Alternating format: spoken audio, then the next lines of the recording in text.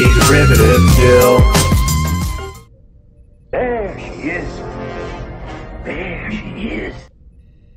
Welcome to Jill's. You know, I really wish they'd let us play music up here. Make these long trips go by a lot faster. It's against regulations. Yeah, I never understood that. They just don't want us having a dance party when a proximity alert goes off. See, that's a dumb reason. Because we'd already be on our feet, ready for action.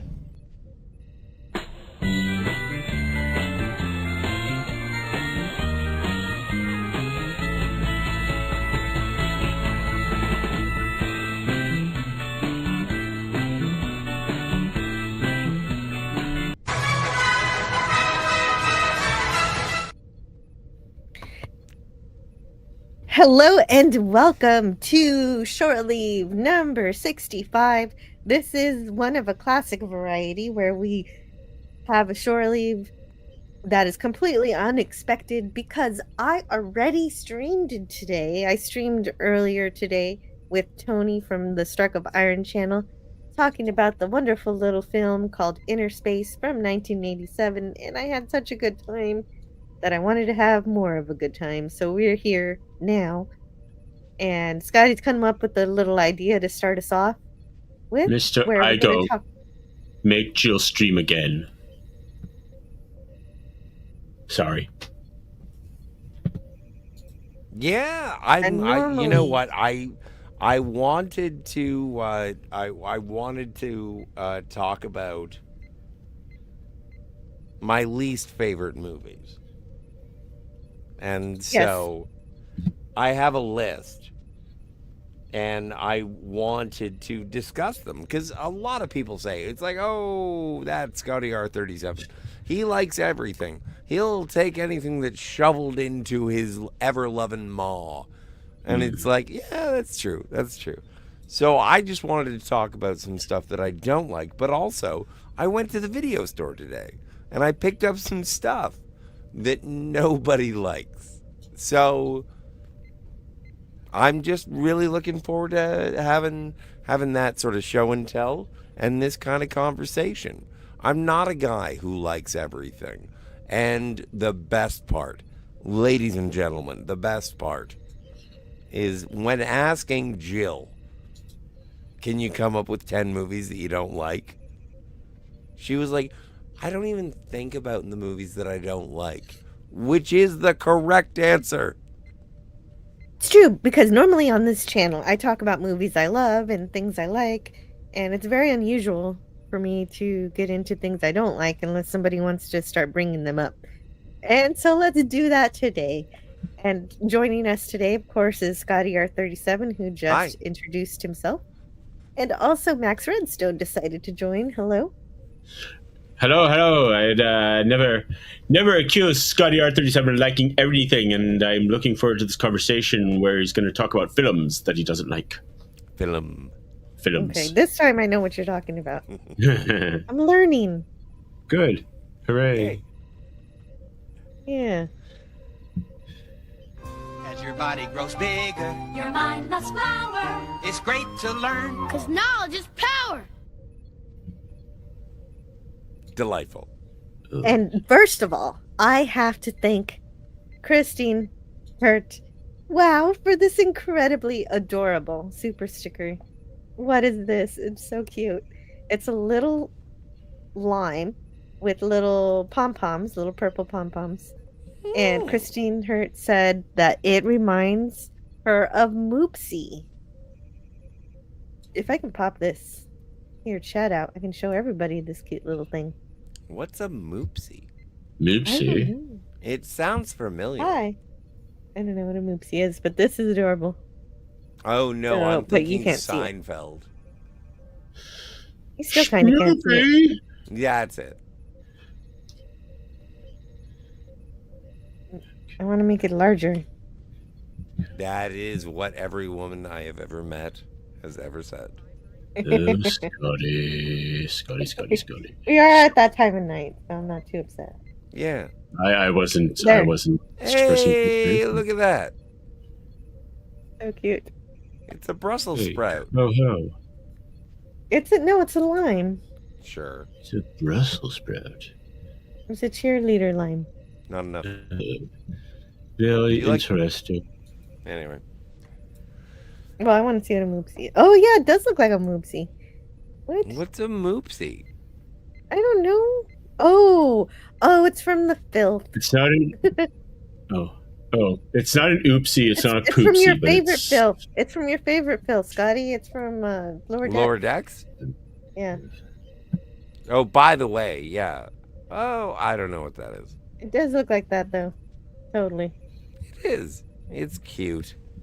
it is cute. It looks like Orbity from the Jetsons. Oh, it does look like Orbity. Not a Which bad is like- call, man. Thank you. Thank Well, you. there you go. Fucking Thank Orbity. you, Christine. Yep. Yay. And Okay, thank what's Which you, is next? like- Christine. Go ahead, Max. What were you Hmm? saying? Oh, nothing. I'm gonna spin a I wheel. I was say it's not quite an oopsie. It's not a poopsie, but man, is it a moopsie? But- One up, No. mop, man up, mop. Bing. Alright, I'm All looking right. for a video to play for Christine before we get to our top 10. Yes, yes. Well, I thought I was doing show and tell first. Oh, we're doing show, but that's the good stuff. I want to leave the good stuff for later. Sounds good. That's fine. I'm okay with that. Yeah, let's just knock out our pain right away. Unless Max needs some time to build a list. No, I do need a time to build a list, but I'm Okay, let's I'm do show and getting- tell I'm first. getting to it. So Let's do show and tell first then. But first, I gotta play a video for Christine. And, And this one's now pretty we easy will to find. play the entirety of the original film, Deep Throat. I've never Jeez, seen that. Scotty. Ah, Scotty. You will have 97 minutes. I didn't mean to. That was an Didn't mean accident. to, but that was the proper move. No, I wanted to hear what he had to say at that point. Gosh. It always happens at the worst times. Here's the video. This unit is different. It is well ordered. Thank you. Thank you again. And now we are ready. Okay. What was that? Now that I have my coffee, I'm ready to watch Radar. Coffee? It's a little late for coffee. It's a Spaceballs joke. Okay. Oh, that's right. There's a coffee machine. Yes. It's called Yeah. Mr. Coffee. Okay. I don't remember all the Spaceballs jokes, even though I've seen it so many times. I don't know. I just don't have the memory for quotes like that. I don't know how It's you guys do it. you know, I don't. It's you love a movie and you just keep watching it, and your neuroplasticity builds a trench in your mind. Yes, but Yeah. I love a movie, but I don't rewatch it 100 times. When a man loves a movie, and such. But yeah, I see. Yeah. Hello to Kimberly Ann Hart. Hey, Kim. Kim is here. all right. There's one. And Scotty's already singing. What? No, that was well, me. in the chat. Here I come to save the day. Yes, it is my job. And Christine Hurt continues the lyrics. Yes, it is Underdog. And Tiger Stripes, I hear she's sleepy. And so she's going to try to take a nap and see if she can come play again in an hour, if we're still going. I don't know how long this is going to be. Well, it's Just gonna like be at until least Scotty runs 10. out of steam. It's gonna be 10.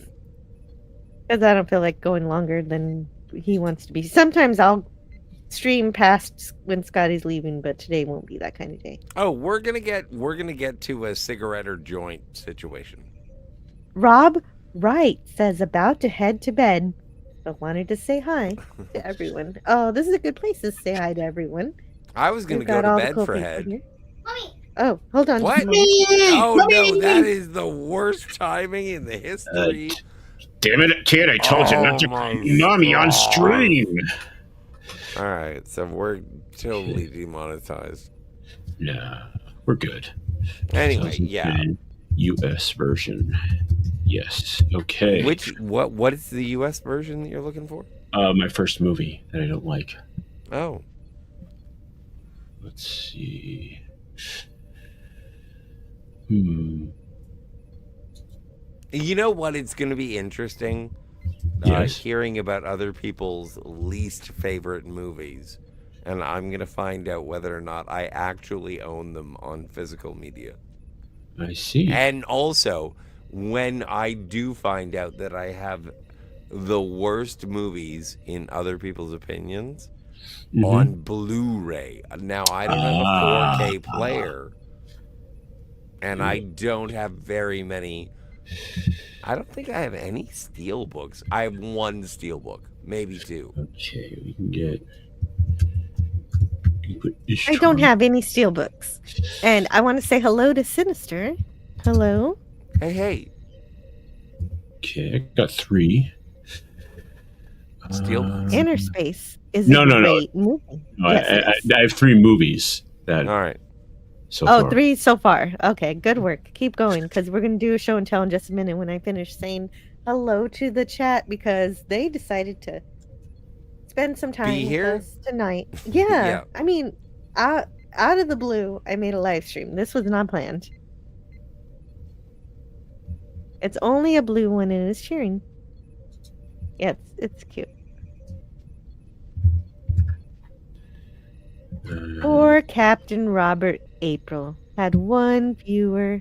He's talking his heart out about Star Trek. He's the last of the super fans. Oh, Captain What? Robert April. You're talking about the YouTuber. Man, I love Star Trek, but you know, that's great. He's so passionate about whatever he's talking about. Mm-hmm. Christine Hurt says, I'm a super fan of Star Trek. Me too. I am as well. Remember the super fans from Saturday Night Live? Star Trek. That wonderful Star Trek. Don't you go away. Do you have your jammies on and have a hot cup of milk? James Caserta asks. Right. You know what? I thought about it because I've got like a onesie, and I was gonna get all dressed up in a onesie, but then I realized if I was gonna have to poop, then it would be difficult. So no. I have that Care Bears onesie, but I do not wear that anymore. Yeah, exactly. All the chicks just kept throwing themselves at you, didn't they?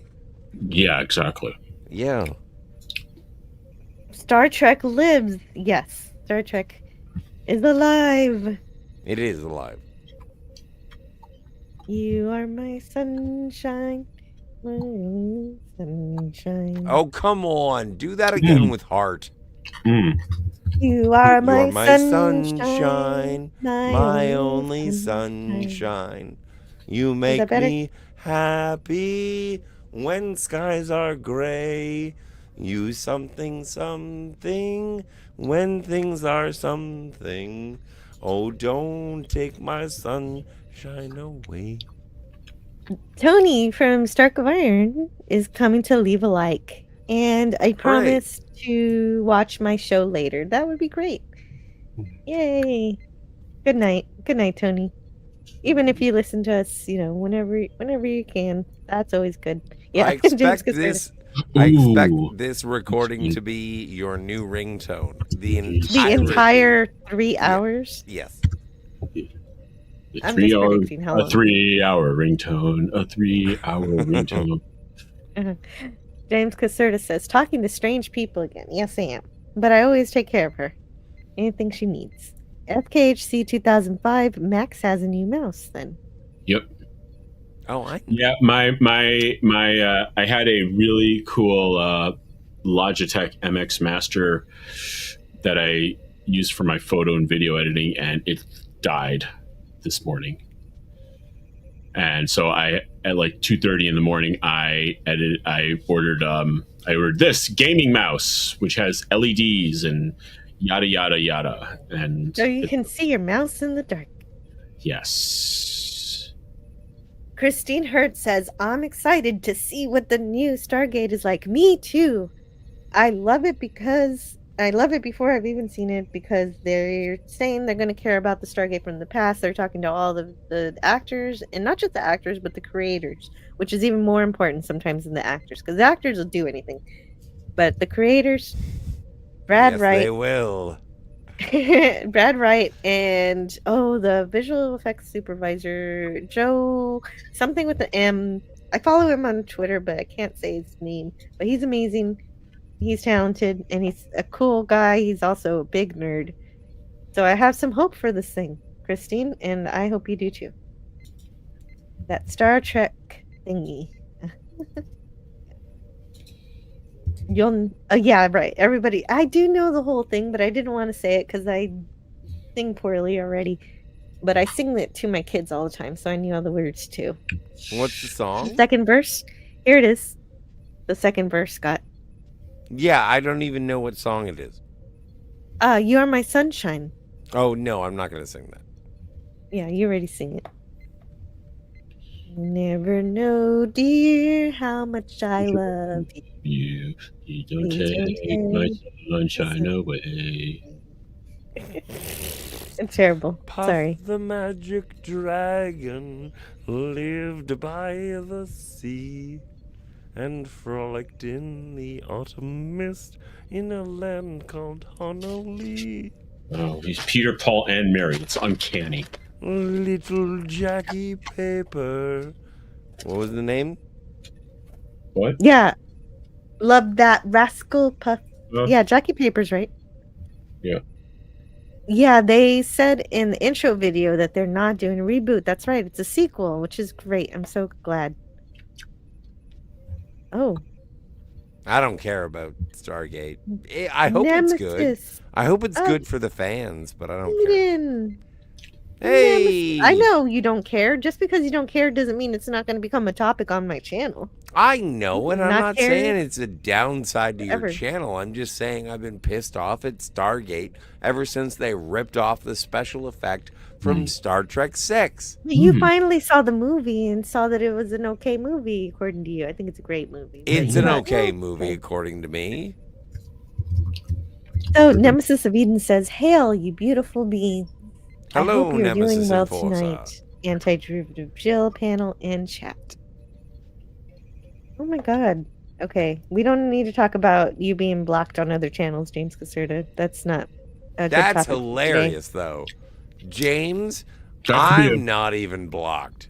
That could be a hilarious topic for a fireside chat somewhere else. Yeah, yeah. I don't do YouTube drama here.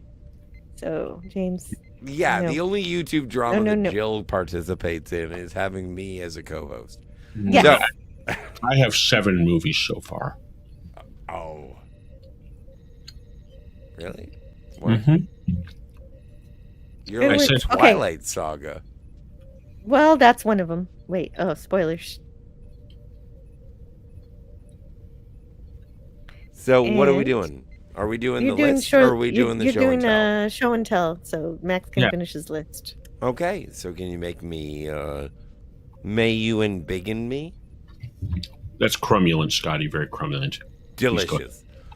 Okay, so the first 3 movies are me being self-indulgent.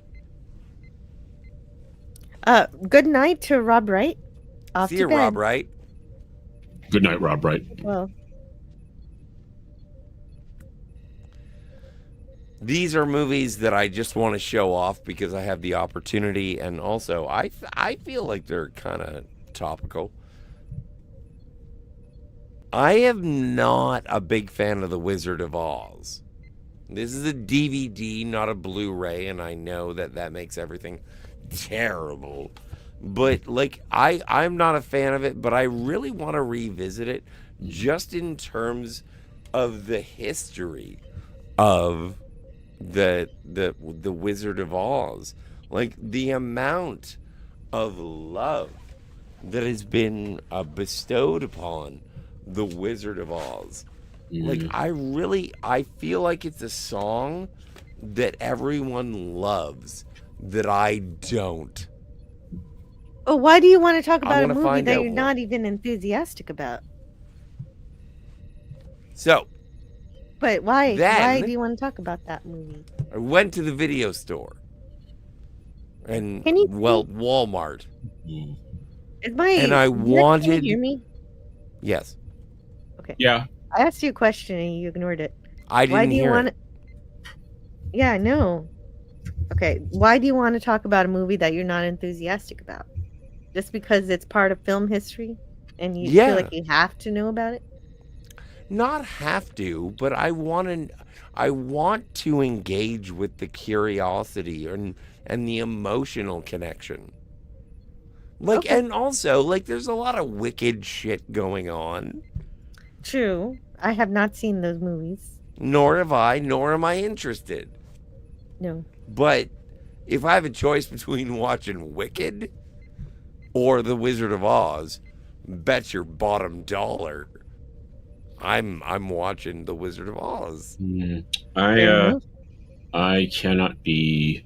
I really can't be objective because I live right down the street from the hotel where Frank L. Baum finished writing it. So yeah, I know, actually, Let's say- that's really stupid. But there's a lot of lore.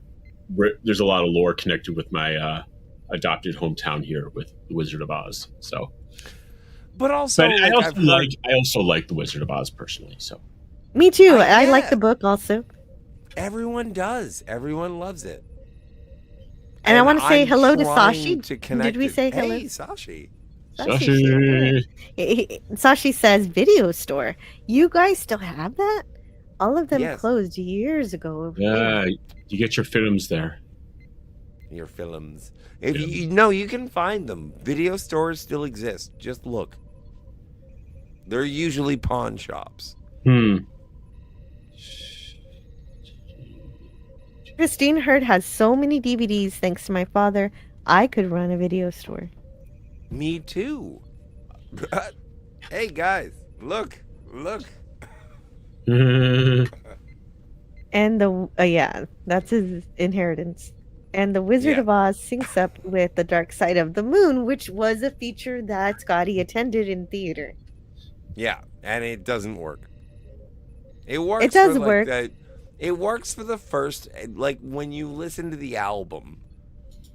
But once the album is over, you don't have to watch the rest of the movie.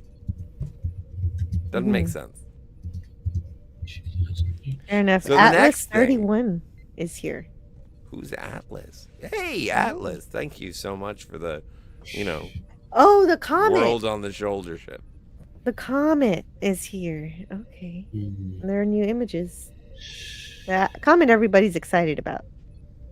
Oh yeah, the A1C Atlas. No, I haven't seen it. If you have me up there, I've seen Oz the Great and Powerful. Yeah, me too. In 3D. OG Wizard of Oz and Return to Oz. Those are the 3 chronological movies which we own on DVD too. And that's great. You've seen all those, Mikey. Hope you're doing well. You know what? I Slim. just feel so badly. Mm. Yeah, like I saw Return to Oz. I could have picked it up, but I was like, The Wiz? oh, but I think Fairuza Balk is too attractive for me to watch her as a child. How do you feel about The Wiz? I don't really care about the Wiz Okay. because I I'm haven't seen racist. it. No, you're just- not. Shut up. Slim Nim says, if I had never sold any of the video games I ever had in my entire life, I would be living very well right now. Oh, wow. Those kind of video games. I have a lot of DVDs. I bought some when they started closing. Unfortunately, a lightning strike took out my Blu-ray player 2 years ago. Ooh, I had a TV. No. I had an old tube style TV that was taken out by lightning strike once. And the Padawannabe is here. Hello. No, that's terrible. I've never had. Padawannabe! I never thought I would need a surge protector for my DVD player, but now I'm thinking about it. Well, let's not anybody forget that I have complete control of lightning. Oh, right. Okay. Moving right along. Show us your next thing, Scotty. This is something that I bought. I wanted to get the Fantastic Four First Steps. And I went to Walmart and I wanted to get this movie. And then I saw something else in cotton candy pink and sky blue. And I was like, that is something that I can take back to my father. And I can say, this is something. We saw this in the theater together in 1980 something. And we saw the sequel in 1990, whatever. And the third one. And I brought it to him. And he watched it. And he said, well, son, that fucking sucked. And then my mom watched it separately and said, that was really terrible. I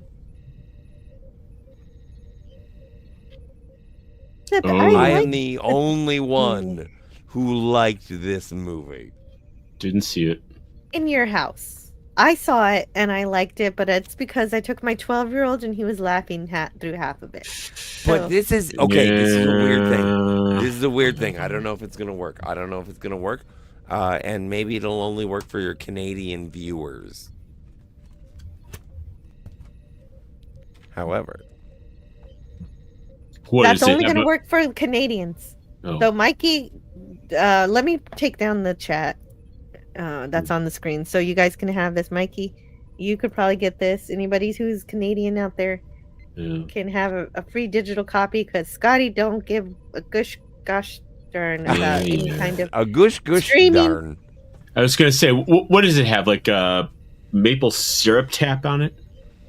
No, that's a free copy of the Naked Gun movie. I haven't redeemed it. So if you're in Canada, pretty sure you can get it. Then, the last thing that I'm just showing off is a movie that I have not seen, but I'm so happy I got it. It was $1. Take it back a little. Oh, okay, cool, interesting. Chevy Chase, Goldie Hawn, Foul Play. What's Foul Play about? Ooh, I like that guy.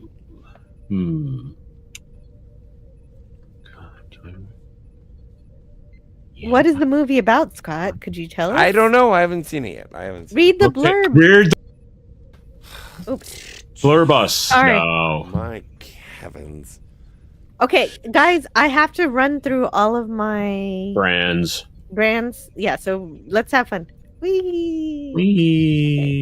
You might fall out. You might fall out of the vehicle at any moment.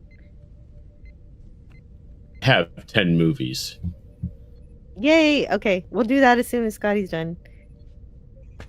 Beware of the dwarf, whispers the hitchhiker to the beautiful librarian, played by Goldie Hawn, as he dies midway through a screening of This Gun Is Mine. Suddenly, Hawn is propelled into a world of chases, bizarre attempts on her life, and deadly encounters with an assortment of weird underworld characters. You know, she just Academy Award winner Hawn teams with first starring motion picture assignment and with hilarious results. Chase plays the handsome San Francisco detective who becomes personally and professionally involved with all of the odd things happening to Han. Co-starring a pre-Arthur Dudley Moore in one of his most delightful comic turns.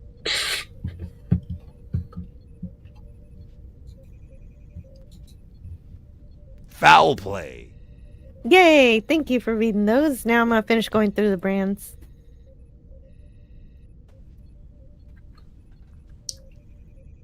Almost there. Oh, but I have to get the One last more. one. Ooh. Okay, where's the last one at? It's over on the bar. I'm fine. Okay. Okay, so while he's getting that, I can bring the chat back for a moment. And I just wanted to play a video, and I like to switch between my brands without having to worry. Ah, this time enough at last.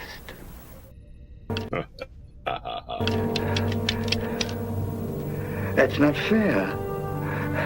That's not fair at all. There was time now.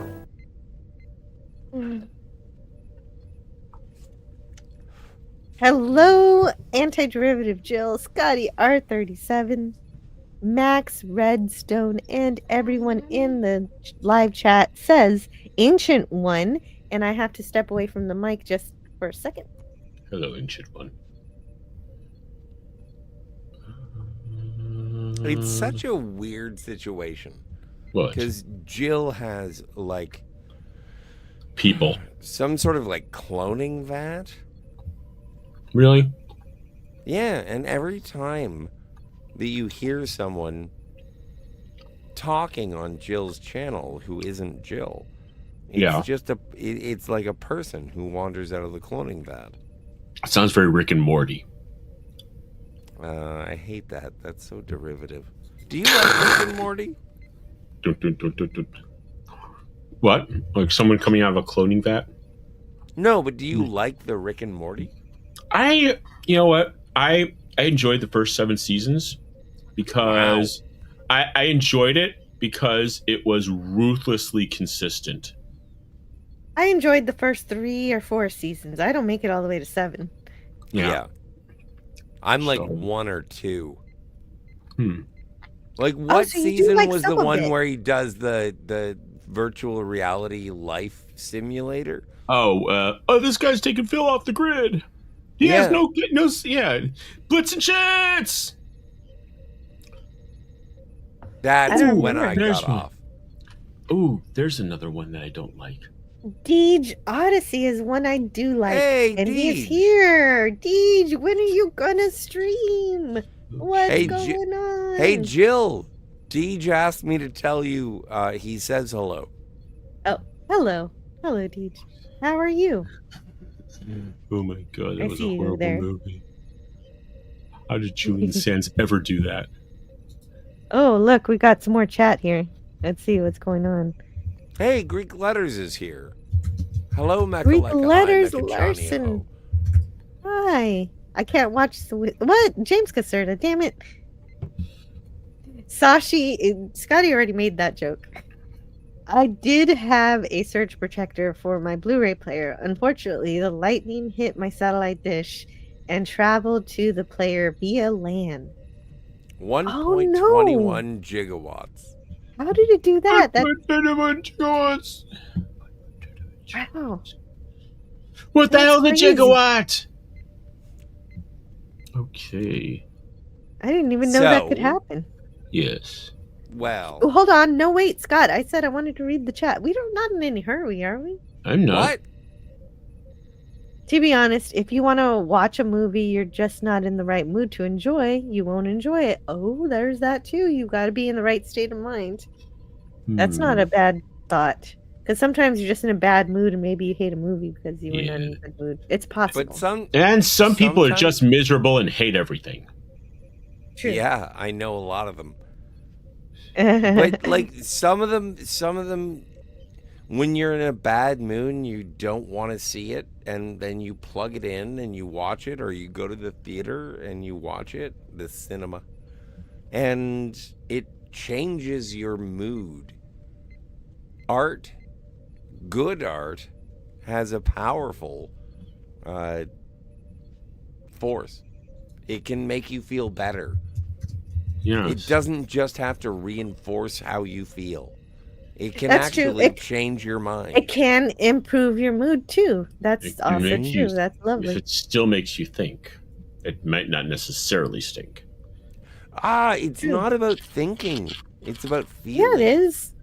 Well, it's about both. I think both are important. If I've got a movie that just has nothing but feels in it, I'm going to be bored. That's Greek letters, Fantasia. Larson. No, it's not. There's some thinking in there a little bit. Yeah, but you're a there's some mathematician. life. There's life philosophy, yeah, and math. Sure, music is math. Greek letters Larson says live stream both in Saturday night and Sunday morning, according to his time zones. Jill, don't you ever sleep? Sometimes. Usually when she's driving. No, that's not true. Wow, so many bad movies that I didn't see. I can pop those lenses back in easily. Oh, okay. Hey everyone, don't forget that. Hit that thumbs up. Yeah, if you guys haven't, why not? Doesn't hurt. It tells YouTube that this channel is being paid any kind of attention to. Yeah. It's nice. The freaking algorithm, man. Yeah, that So, algorithm. That we did hold my on. old Wait, movies. Can we do my new wait, movies at the end? Your old movies? What do you mean? Well, no, we did the ones that I got like a while ago, but I have more for later. Scotty has lots Yeah, let's of save them for film. later because Max finished his list, so we're ready. I actually have 13. Okay, so but I'm gonna finish the chat here because Deej is announcing. All right, I'm gonna have a cigarette while you're finishing Yeah. the chat. Okay, great. So Deej Odyssey says I'm doing a Thanksgiving live stream for all those that don't have anyone else to hang out with. Except Deej, I do have a family to hang out with. I want to go to your stream, but I'll be busy with family on Thursday and Friday. But that is very kind of you to put up a stream for people who don't. And the bar has been keeping me busy for the next few weeks. Yeah, and and Doomcock does the same thing on Thanksgiving. That's so nice of you, Deej. Really appreciate that. In a person, yes, it is very thoughtful. Well, it's not like I have anything else to do on the holidays, so I might as well spend time with others that don't have much else to do. Did you ever see? There's Norbit, Officer and a Gentleman. There's a part where Richard Gere says, "I got no place else to go. I got no place else to go." Anyway, I like that movie. It's really sweet. I'm the queen of what? Sashi says, I concentrate on feeling. My government does my thinking for me. Oh no. great. That's effing fantabulous, Sashi. But I You guess have you to do that be in open Singapore. to feeling and open-minded enough to pick up on comedy sometimes. Yeah, but if I don't have anything to think about between scenes and it's just emotion, that's just not fun. James Caserta says, I repeat my bits every now and then. I'm getting old. You can watch the replay. I do not want to watch the replay. That's it. I'm taking my microphone to my family's house. I'm not going to be on for long, but I'm going to find 15 minutes where I can stream on your darn Thanksgiving stream, and then I'll pretend like I need time, and then I'll go back to my family. Warning: I may have Fireball for Thanksgiving. Yeah, I'm making an appearance one way or another. You can't get away from me this time. Oh yeah, no, I don't need that. But that's not Don't bad. wait for the translation! Hatsumino! Yeah, the pizza sucked, okay? It looked like blue turkey a la king.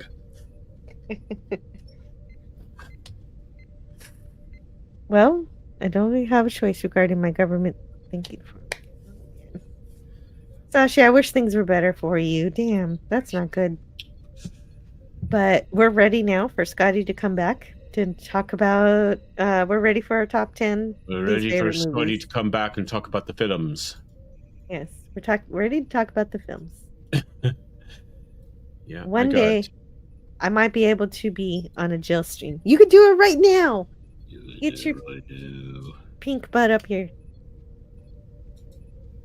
It's you got this. You got the link, don't you? You got the window. Let's go Open into No, post. I'm going to Twitter and You know what? Please, all are welcome. Yes. Oh, where's my list? I mean, Where's he's my in. list? I had a list. It's the list. Where'd it go? Oh no! There it You is. lost your list. I found it. All right, we're gonna see. Hold on, I'm gonna send it on Discord and on Twitter. And on Rumble. And if you really want to find it, There he you is. can ask Yay. Jeeves. Ooh, I am here. Hey, Ray. what's going on, man? Daddy. How are you? Oh, I'm tired after all this damn bartending I'm doing. Well, yes. But it's good you have work though, right?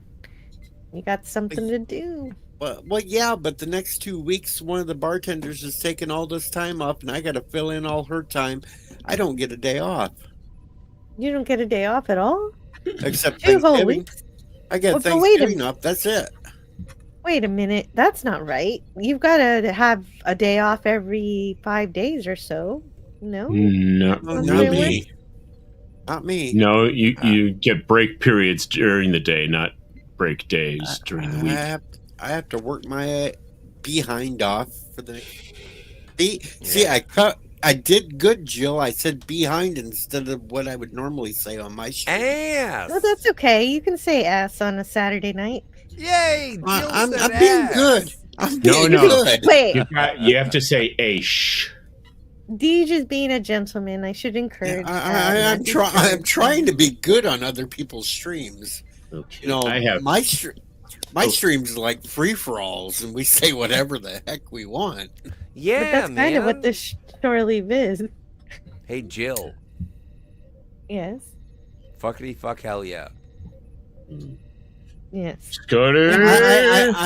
I just can't be that bad on a Jill stream. I have to be good. So, I've yeah. been here for a while. All right. So. I am ready. I have my list. It's I'm 13 ready too. movies. You don't have to I have a am list, too. Deej. We just have a top 10 of our And I've even been drinking tonight, and I'm still being good. Deej, I have a question for Nice. you. Yes. Daddy.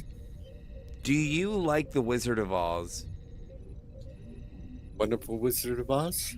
Yeah, because- like the original, the That's- Judy Garland. Just the original. I don't like all this wicked garbage. Yeah, I don't care about that. Do you like the original Wizard of Oz? I do like the original Wizard of Oz. I'm trying to find it, man. I'm trying to find it. I want Trying to to like find it because everyone does. I gotta watch Even it the like point- again. Even the point in the Wizard of Oz, if you really watch it closely, it looks like some guys hanging by a noose in the background. You know, I was But about really- to. That's me. That's was a- me watching I The was Wizard about- of Oz. Scotty, would it help if I got you a version that had the guy hanging on a noose in the background? Yeah, well, it's Scotty. me. What? You know, my favorite version of the Wizard of Oz is In the Sphere. no when they put it to Dark Side of the Moon. Pink I've Floyd. seen that in theater, That is my best version of the Wizard of Oz. Well, you know what? And it was great, but the movie takes longer than the album. And so That's when why you get partial repeat of the album to it. Well, but yeah, it's still you great do. that way. But so once the album started repeating while I was in the theater, that's when I started making catty comments about the movie, and people were like, "Shh," and I was like, "We've already heard this." Unroll the thing of gauze. Unroll the thing of gauze. Unroll the thing of gauze. Unroll the thing of gauze. Also, I Well- don't really care for Pink Floyd. Okay, now we're ready for our top 10. Scotty, Yes. start us off. Tell us what your top 10 is and why. My Top number 10 least 10, favorite movie. my number 10 of movies that I do not like is actually my favorite on the list. Is Requiem for a Dream. Ooh. It is a movie that I hate because it is so absolutely disturbing. Mm. It bothers me whenever I see it. I adore this movie, but I will never, ever have it. Mm. I can't watch it again. It is. It disturbs me. And it I is- hate it. You are correct, sir. It is quite disturbing. That's my I've number not seen 10. it. But you do always include that when you talk about your scariest movies. So it's also on your scariest movie list. Well, but that's why I hate it. It's too scary. And if you wanna Keep going. no. Max, what's your number 10? Well, you know what?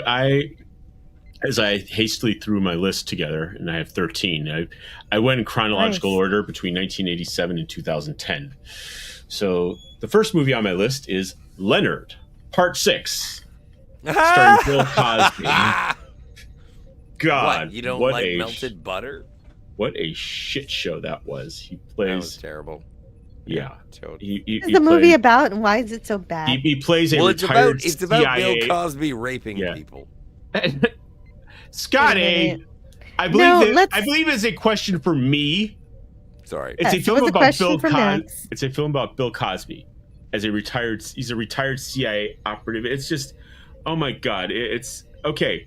If Cliff Huxtable was a really retired, art-hearted spy driving around in a Porsche, it's so stupid.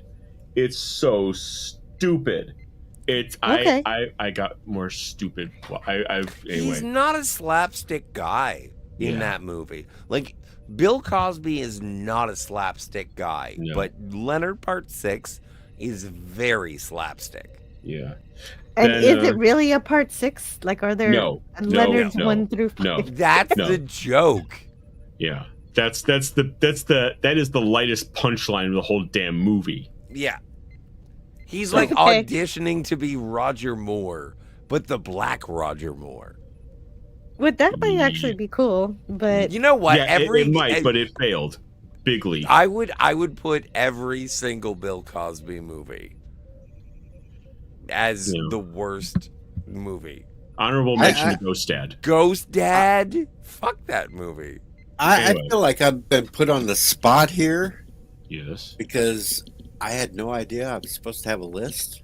Well, You don't have to have a I list. didn't either. I came up, but I had a bit of time to. You can play, Deej. You're cool. Well, I've got one right off the bat. Hey, well, yeah, what do yeah, you you could, Or- yeah, or I you don't could- have to have a numbered list. Just talk about your least favorite movies every time we So- come around to you. So, Okay. all right. So- I've So got what's- one right off the bat. I've got one. What do you got? I've got Shock Treatment, sequel to Rocky Horror Picture Show. Oh, worst I damn really movie I've want to ever- see that. I've never No, seen no, you don't want to see that. it. Thank Okay. you. You will never get your time back from watching it. It's horrible. It is It's absolutely free on horrible. YouTube. It Rocky only Horror has Picture Show that had that delightful doctor from Hunt for Red October. you only have one good song out of the whole damn movie, and the rest of it was absolute garbage. All right. Okay. Yeah, I haven't So seen now it, I'm but gonna I have to believe watch you. it. So Oh, I'll just see it. terrible music and not a good story. Yeah, the only good song in there is Little Black Dress. That's the only good song in the whole movie, and the whole storyline just Who's makes in you it? want to beat your head against a freaking wall. Who's in And they it? had nobody in there really except for the one that was Oh yeah. Riff Raft. Yeah. He's the only guy that was in there in What's the his name? sequel. I forget. He was And in I The only don't one who know. came back. Flash Okay. Gordon. No, that nobody Okay. else in there. When Gavin Blackburn says, I like the final scene with Jennifer Connelly, what movie is he talking about? And also, hello, Gavin. Requiem for a Dream. Uh-huh. Yes, she gets done brutally. Christine Hurt doesn't have to make a list because she just basically hates all the movies with bugs in it or anything too gory. Okay, there you go. So no Event Horizon for Christine. Yeah. Oh, wait a minute. Kingdom of the Spiders is an awesome movie. Is that the one with Shatner? Yeah, that's the one with Shatner. That's what an awesome movie. Anyway. Yes. Well, my number 10 is Battlefield Earth. I don't even remember much about it. I just know it was stupid and I didn't like it. Didn't see so it. why are you angry at Scientologists? Yeah, I don't know. Like their stories do not appeal to me. There's do you love Xenu? Be honest. Well, you know what? I have to go and hang out with a couple of Scientologists and find out if they're like, for the reason that I join most communities is to find out how attractive their ladies are. It's not a community, if it's a cult. Scientologist ladies are attractive. Yeah, you have to be careful because it is a cult. It's a cult, Scotty. No, Wait, okay. Deej has I'll something to join say. a cult for hot ladies. The problem with Battlefield Earth was that movie was only the first half of the book. It never covered the second half. Oh, really? Yeah, I didn't know that. It ended on a nothing. No, that movie ended they halfway through the book. It never went on with the second half of the book. Didn't they want to make it a trilogy? Well, they were trying to, but the first half sucked with Travolta. It's like Atlas Shrugged. They made that independently, and it never came to be. If you want to read some really great L. Ron Hubbard fiction, read what he said about his Navy career and compare it to his actual Navy record. Oh, okay. I don't know anything about his actual life. Anyway. Interesting. Well, I maybe would rather watch The The Master. Okay. Fair enough. Sashi says, I don't have any movies that make me want to tear my hair out, mostly because I don't have hair. Oh. I can loan you some hair. He's a Bavarian baldy, just kind of like me. So, Scotty, we are ready for number 9. What's your number 9? You're gonna love this. This is actually we're gonna be talking about this movie in 2026. I hate this movie so very, very much. Star Trek Into Darkness. Good. That's on my list too. It comes a little later. Yeah. And that's just a. It is a betrayal in casting, characterization. I still like it a bit, but I do hate it. I dressed up in a Starfleet uniform with the girl that was to dump me 2 days later. And I fucking hate the movie. I hate the circumstances in which I saw the movie. And Magic Blood. Spock Magic yelling Tribble Blood. on. Tribble Blood. Good lord. Anyway, you know what? My mom was, she was like, "Hey, have you heard about this doctor show with Zachary Quinto?" And I was like, "No, I haven't." I was so angry. Zachary Quinto is in it? Fuck that guy.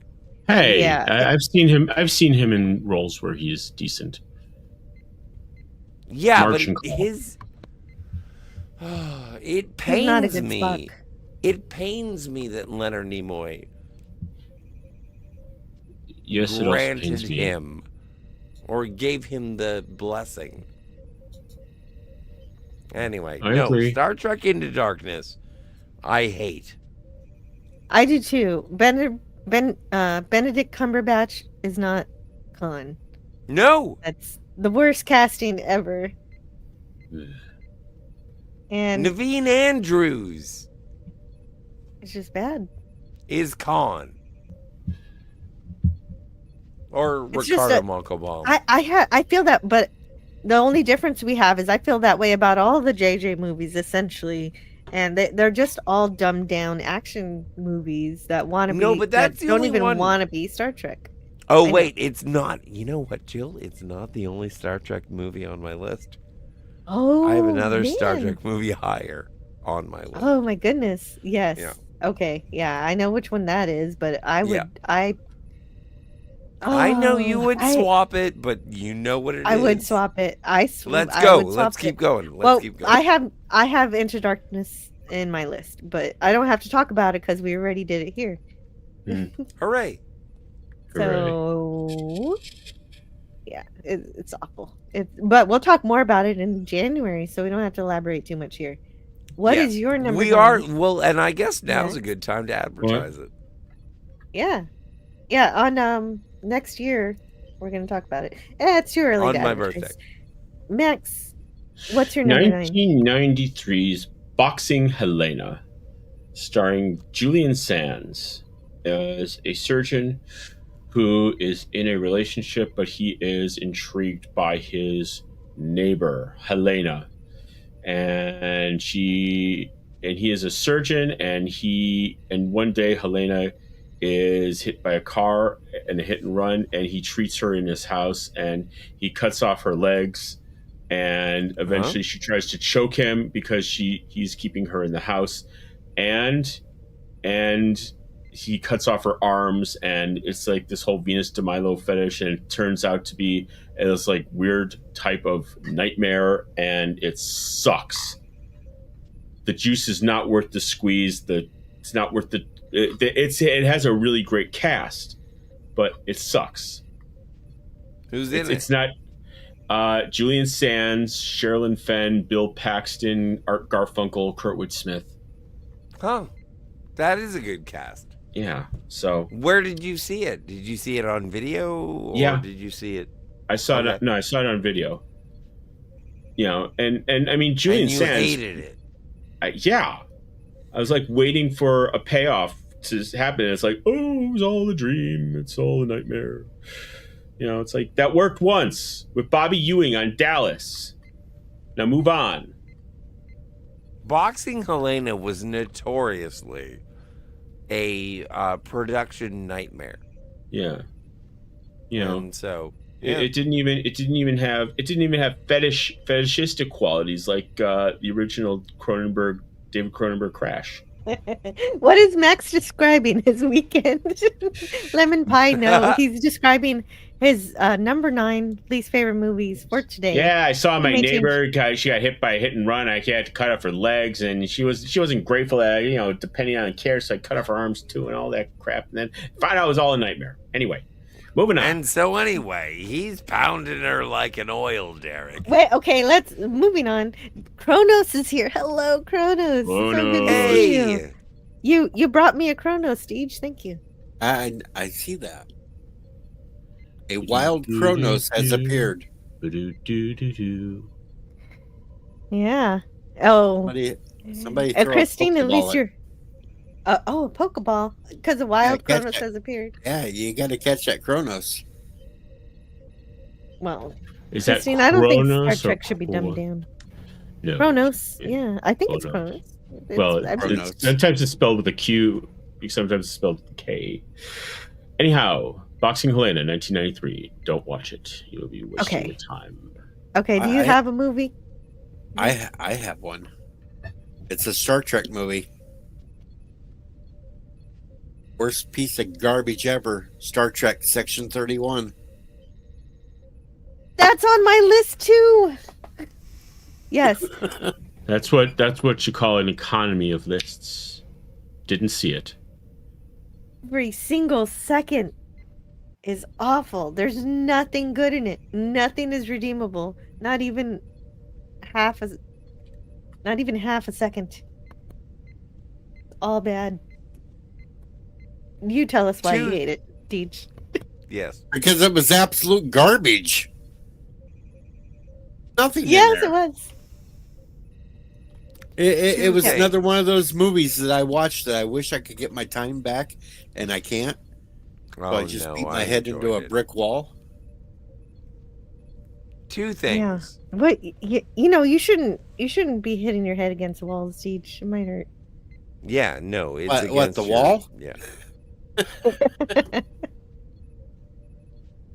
Well, and because I very much didn't appreciate that movie. Like, I can't even break it down, but I'm trying to be nice to the girl who played Rachel Garrett, even though I know I was just like, okay, so here's my review of Section 31. The lady who played Rachel Garrett was pretty. That's it.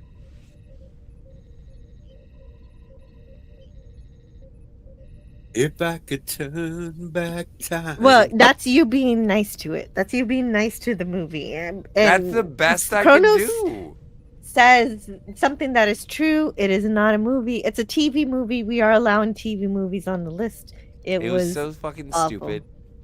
It was so fucking stupid. Yeah, I mean, they start off by copying Hunger Games. That's the first scene, and it just gets worse from there.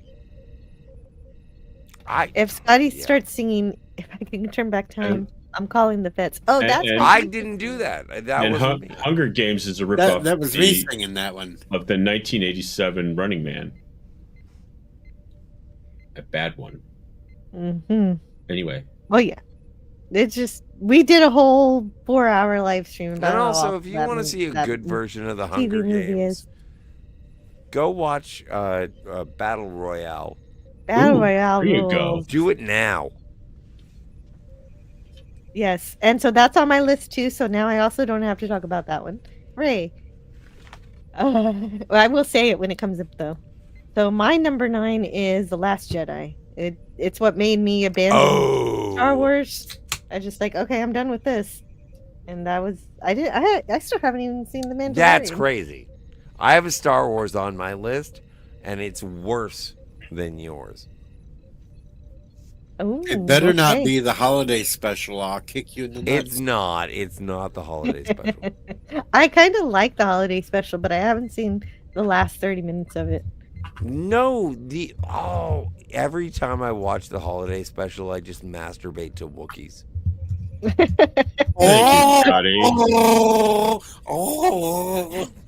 Okay, Deej before we gets mo- it. Oh my god, before we move on, I'm gonna read the chat a little bit. FKHC 2005, like the Wiz. And Nim is also here. Hello. Hey, nama. And in regards to Into Dumbness, Greek letter says the real Khan sits in a chair made from luxury. Fine. Corinthian leather. Rich Corinthian leather. Smiles, everyone. Benedict Cumberbatch isn't a replacement for Ricardo Montalban. No chest could replace his, and that's facts. Naveen It's very Andrews, or like you had to get, you really needed a South Asian actor, and it Yes, was something. totally in that lost era where J.J. Abrams could have gotten Naveen Andrews. They were trying for Benicio del Toro, but he said no. And I think that you could have gone one way or another, but as much as I like Benedict Cumberbatch, he is the worst casting of any character I have ever seen in the history of cinema. Yeah, no, I have to agree. Wait. Second to Matthew Broderick playing Inspector Gadget, because Matthew Broderick should not have been. Fair enough.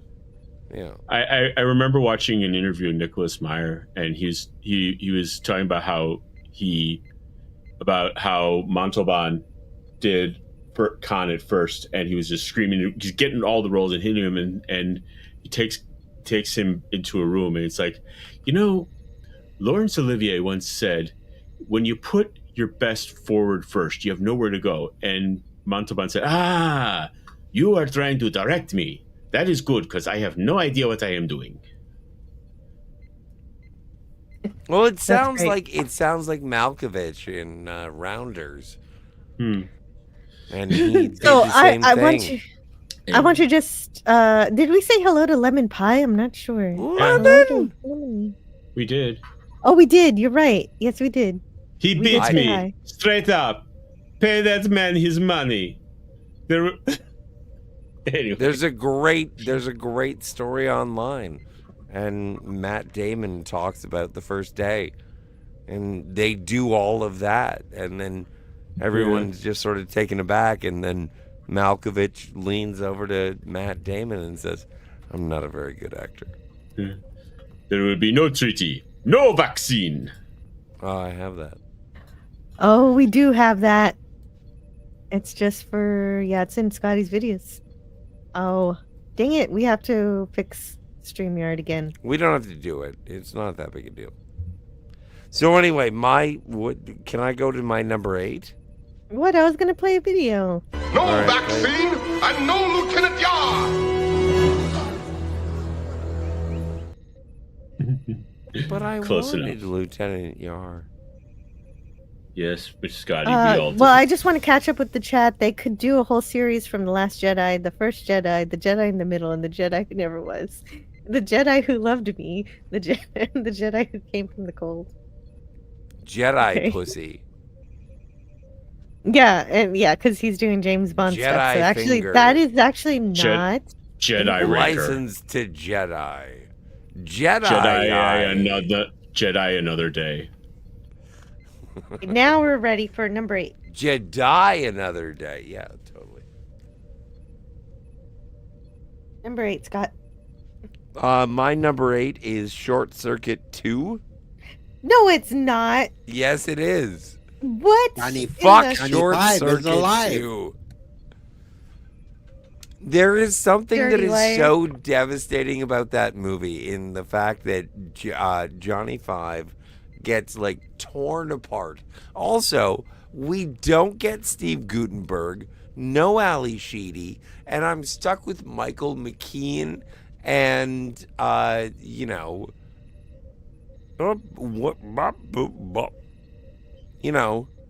brown face guy. Anyway. But as far as Brownface goes, he does a really respectable job. He's really doing a good job. I don't want to say, no, he's a good actor. That's it. We're reviewing this for Christmas, and you're going to see We're doing this for Christmas. Short Circuit 2. But I hate it. I hate this movie. Because it did make me, at the time when I saw it, as a child, or at least as a 17-year-old who was retarded, I watched it, and they tore apart Johnny Five.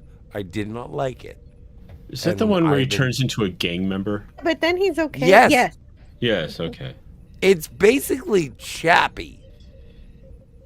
I think it's fun. I mean, it is sad, but then it's not fun. Happy it's again. a sad movie. No, but he doesn't. The movie doesn't end with him torn apart. He gets fixed.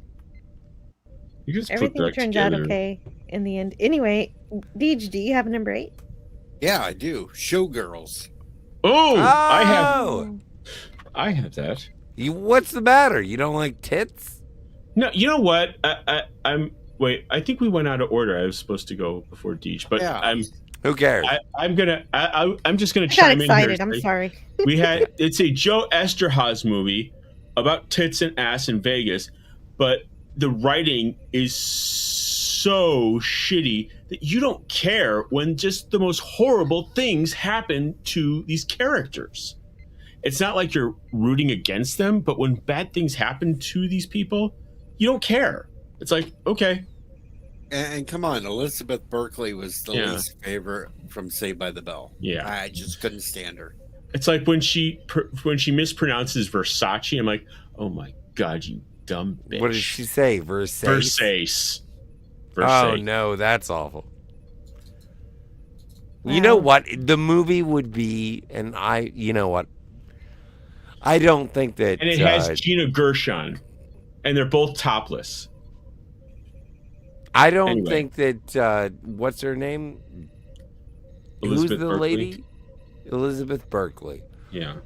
I apologize to Elizabeth Berkley, but if Tiffany Amber Thiessen was in this movie, it would have been way better. Well, Yeah, hell, well. the other one. Haven't seen it. Who? Lisa Turtle? Yeah, she No. would have even been better. Yeah. Shannon Doherty? So I have to introduce a couple of people. Hello to Orphan Zane, and welcome to the panel, Wes Cagle. Hey, Wes Cagle. Hey, everybody. I heard Elizabeth Berkley and much better than Kelly. I'm sorry, she's the hot one. What the fuck? You're stupid.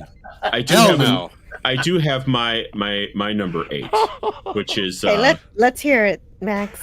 Rob Reiner's North, 1994, and Is it it? was Elijah Wood plays a kid who divorces his parents and goes throughout the world looking for other parents. It sucked. I quote the great film critic Roger Ebert. I hated this movie. I hated this movie. It was a piece of shit. Wow. Yeah. So you hate orphans? No. No. He Sorry, that was a Scotty joke. Yes, I do. That's what I hate took orphans. away. he isn't I an hate orphan. orphans. He's not an orphan. I he think we should all divorces stand he together and divorces say that his we hate parents. orphans. I hate orphans. They get Oh, more they- attention than I do. Oh, I thought you said they No. divorced. He He divorces divorced them. the kid divorces his parents and looks Were for they goes- abusive? No, he's just like this really smart, talented kid. Batman and is watching and he this movie complains and one just day to tapping an his Easter bunny fingers. in a mall. That he wants other kids, and he hires a ambulance chaser lawyer. I think it was John Lovitz. Okay, so And John the movie is him going throughout the world looking for other parents in other cultures. And It And it is wasn't good. renowned as being Okay. one of the most yes, culturally insensitive films of all Yeah. time. And really, he Fucking has Rob- made as much movie money as Ishtar. yeah. That was something I actually cut off my list because that was 14. But anyway, oh wow, I've never seen So- Ishtar. Should we- yeah, And I no. like- you know well, what? apparently I he like- wasn't an orphan. I I got it like North. yeah. Really. wrong. Wes Cagle, I know you don't Yeah. have a list, but do you want to pick a movie you don't like to talk about, Oh, a movie I don't like to talk about? Oh, God. like something you hate? Something you don't like Just off that you your want head. to talk about. Oh, God. Any movie with Will Ferrell in it. Wow.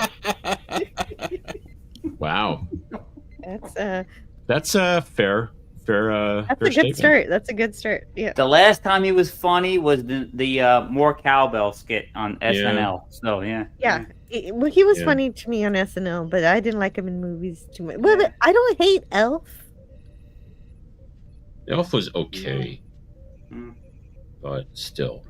Yeah. You know, for as cringe as it is, that one with the brothers, Step Brothers? Was that? Yeah. Step Brothers, yeah. It has its moments. I'll give it that. Not everything with Will Ferrell. My number but- 8. no. What? Oh, go ahead. No, but I'm in lockstep with Stewie Griffin.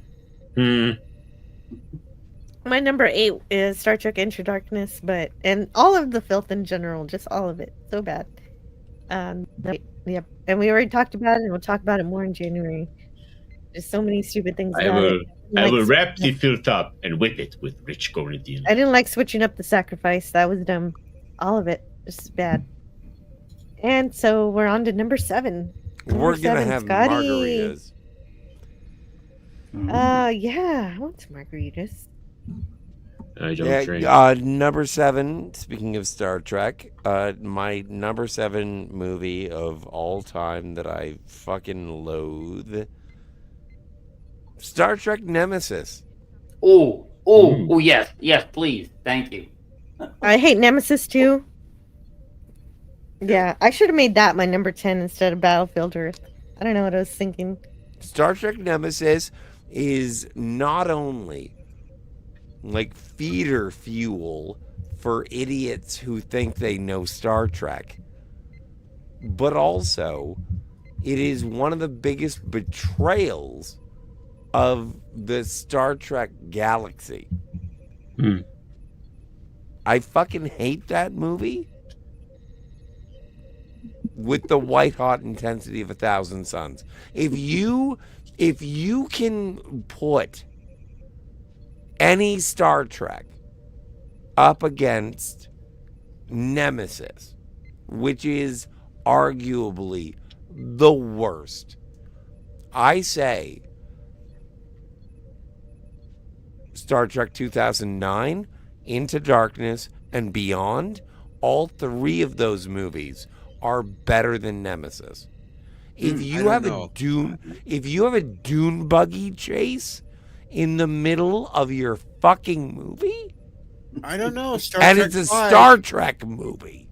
The only one Beyond is the only one. It's like, well, you have a motorcycle chase, and it's like, yeah, but fuck Star Trek Nemesis. If you have a problem with any Star Trek, and I had this argument with many people and over many years, but if you're going to fucking sit on your toilet with your pants down and defend Star Trek Nemesis, you can suck my dick. Yeah. I don't think thinking that I don't think that. Oh, this is your channel. I'm sorry. So I'm being graphic. This is my I'm channel. being graphic. No, but that's okay. That's okay. Yeah, I hate this movie too, but I still think The Filth is worse. I think anything. No, by you're J.J. wrong. Abrams is worse. You know what?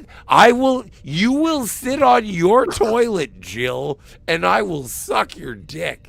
Wait a minute. Hey, Scotty. Okay. Scotty. I don't know how this works. I don't know how this works. Whoa, that's some nice shooting there, Tex, but calm down. I am. And how do you know I'm not sitting on the toilet right now with my pants down? I'll suck your dick. Whatever. No, this movie was ridiculous. It's pretty terrible. I didn't like the ATVs. I didn't like what they did with the Romulans. Or Data, or Counselor Troy. Before, what if we had an android with mental deficiency? Okay, no more dick sucking. Okay.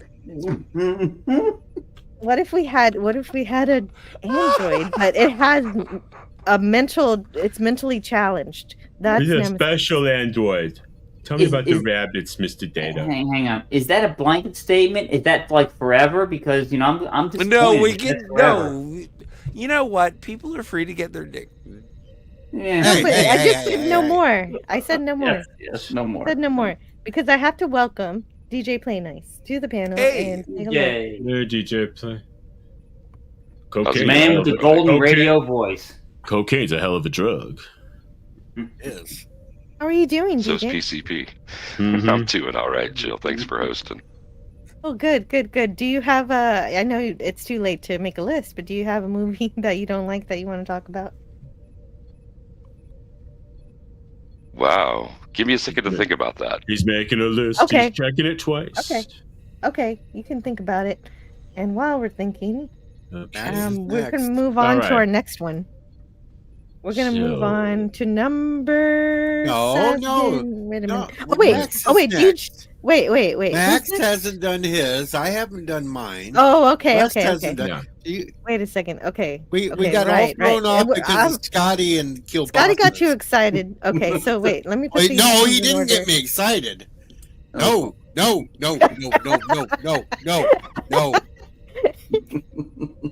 Okay. Let's see. Okay, Dang now it. I'm fixing things.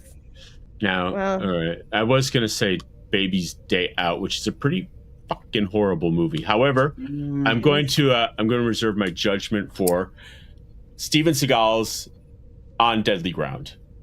This is the movie that he made right after his greatest movie, Under Siege, and it's basically, in real life, Steven Seagal, he was like, I'm going to care about the environment, and he was taking himself literally, like he was believing his own hype, and so he made a movie where he was an engineer geologist for an oil company in Alaska, and the Inuit Indians were getting victimized, and Michael Caine was the antagonist, and God, it sucked. What Michael Caine and R. Lee Ermey are your primary antagonists, which were like some of the greatest actors. Really? Like for the R. Lee Ermey is in this? Yeah, he was Deadly Ground. Yeah, I gotta and he gets blown up, and he communes with the Eskimos, and it's God.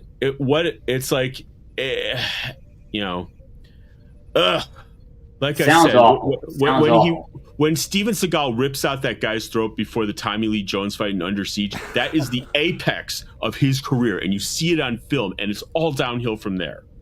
And this movie sucks. Fuck you, Steven Seagal. I'm glad you're in Russia. Anyway. That was very powerful, Max. Thank That you. was powerful, yes. No problem. The hate is building as your list continues. I can feel the hate growing flowing through you. The hate is Palpatine. The Deadly Ground is Max's least favorite Star Trek Star Trek movie. Who's next? Okay, we're on number 7, right? Yeah. I guess. So I don't know. there are I'm two going Scotties: the backwards. clever, perceptive, eloquent, sober one, and then this one. Yes. I may I like get this one hate for my next pick. Oh, what is it? Okay. You may. It's your turn. The Batman. The Batman? Like the Robert Pattinson Batman? Yeah, sparkly vampire Batman bullshit. I could not stand that. I could not even I've tried 4 different times to watch that damn movie, and I've fallen asleep every single time because it sucks. Yeah. I think it's too long. I've never Like made it, it. and past it the also first 40 switches minutes. gears right at the end. Like, yeah, no, I can understand. I That like movie it, sucks. but that's because I like falling asleep. Well, it's got to be something then. And that's only one of 2 Batmans on my list. Oh, I will say. Wow. And well, I Yeah. haven't Batman seen and this one Robin yet. isn't too good either. So. Wes just guessed the other one on my list. I thought Batman about and it. Robin. I thought about it. It's a terrible movie. It's not in order. None of the scenes make sense next to each other. But for some reason I can't hate it. I can't. It's not good, but I can't Who hate it. cares about bat nipples? Yeah, Batman and Robin. The best thing about Batman and Robin is the bat nipples. That's about it. I've never hated a Yeah. movie says Greek letters large than even the really bad ones, but I've fallen asleep watching movies on the theater note, and there was a movie that I had to watch in segments because it was unbearable. Yeah, well, he's not wrong, because the opposite of love isn't hate; it's apathy, and you fall asleep with apathy. So Yeah. Well, as Winston Churchill said, "You have enemies? Oh, good. Then it means you stood up for something." yeah, yep. You take the most flack when you're over the target. There you go. My only Batman has nipples. So, Wes Cagle, do you have a movie for us? Yes. I would put right about. Are we going upwards from 1 to 10 or down? We're going at down. 7. I'm We're sorry. heading down. I'm just. Okay. We're going I'm not gonna down. read it because I don't want to encourage we're- it, but Oh yes, Going We're no, going- no, we're no going more down. encouraging. Yeah. No, it is. It's a good quote. Well, It's and funny to about drink Baileys and ice cream. No, not again. We did I that like already. ice cream. Don't do it. all right, at about 7, I would put Hitchhiker's Guide to the Galaxy, only You because hate it was that the most. movie? It was severely disappointing. Oh, I Yeah. gotta read that book. Severely You know what? You explain I that. actually. I Okay, hate that everybody, movie wait a too. second. Sorry. Wait a sec. That's okay. That's okay. Let's let Wes Kago explain, No, and no. then I No, want no, Deej no, to no, count. I no. just Or can't. to I can't agree. argue with this. Yeah, love I that encourage movie so encourage much. It's the one of my discussion. favorites. I'm just disappointed. don't That's wanna all it is. I do too, but I Yeah. just want everybody to not speak all at the same time. Is all I'm trying to say. Yeah, one at a time. One. But I'm not going to listen to this blasphemy. It's just that I'm. Oh God, he's gone. That's one Thank- way to. thank- that's thank that's heavens one way he's to gone. keep. That's one way to have an orderly conversation. And whatever. Yeah, no, I'm just very, very disappointed in that film. I was- want to hear. I was this. Fine. expecting I so won't much walk more. away. I won't be a I'm- bitch.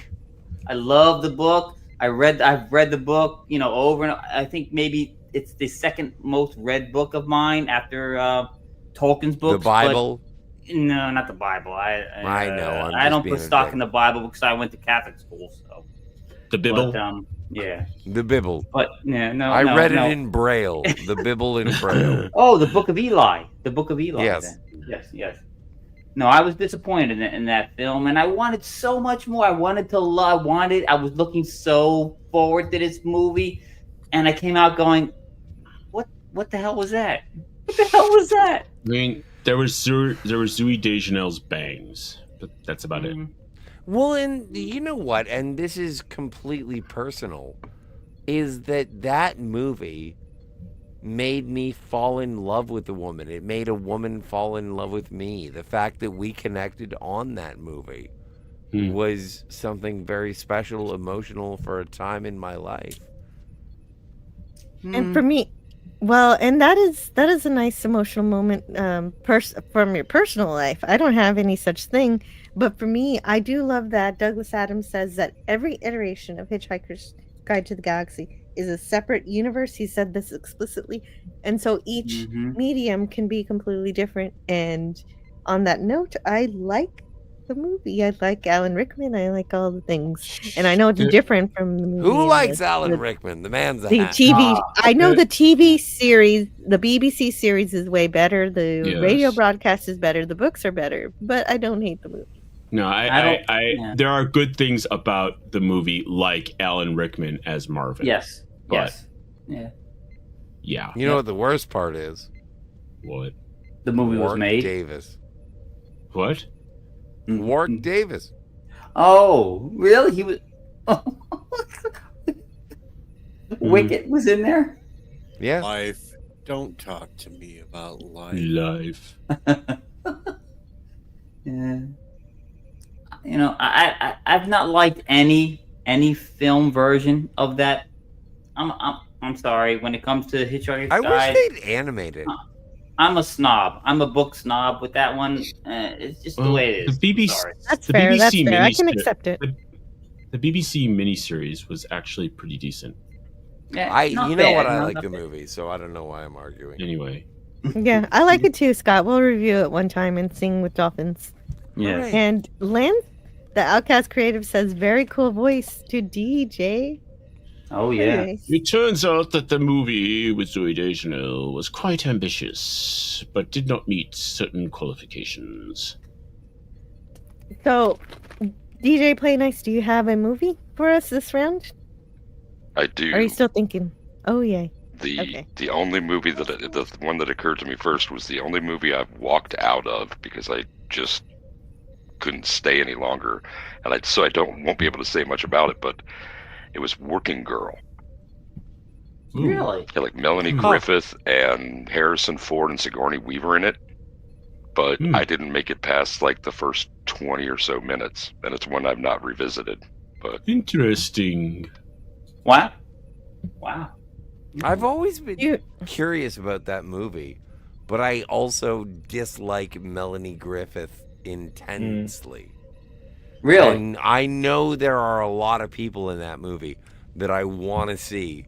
But every time I think about seeing Working Girl, I'm like, yeah, but Melanie Griffith. Do you remember what exactly made you walk out of the theater about that movie? I don't. Melanie Griffith. And I went to see it. It was by the time I went to see it, it was at a dollar theater, and it was in an afternoon. And I double checked the year of release, so it would have been the summer of my senior year, and maybe just subject matter. Like I just did not care.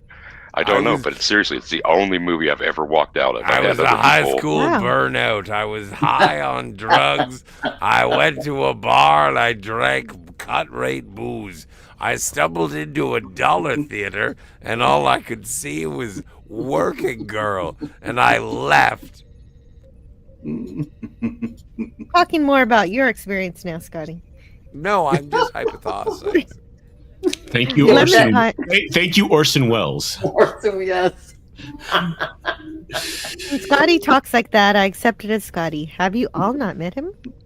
Sorry, didn't mean to interrupt.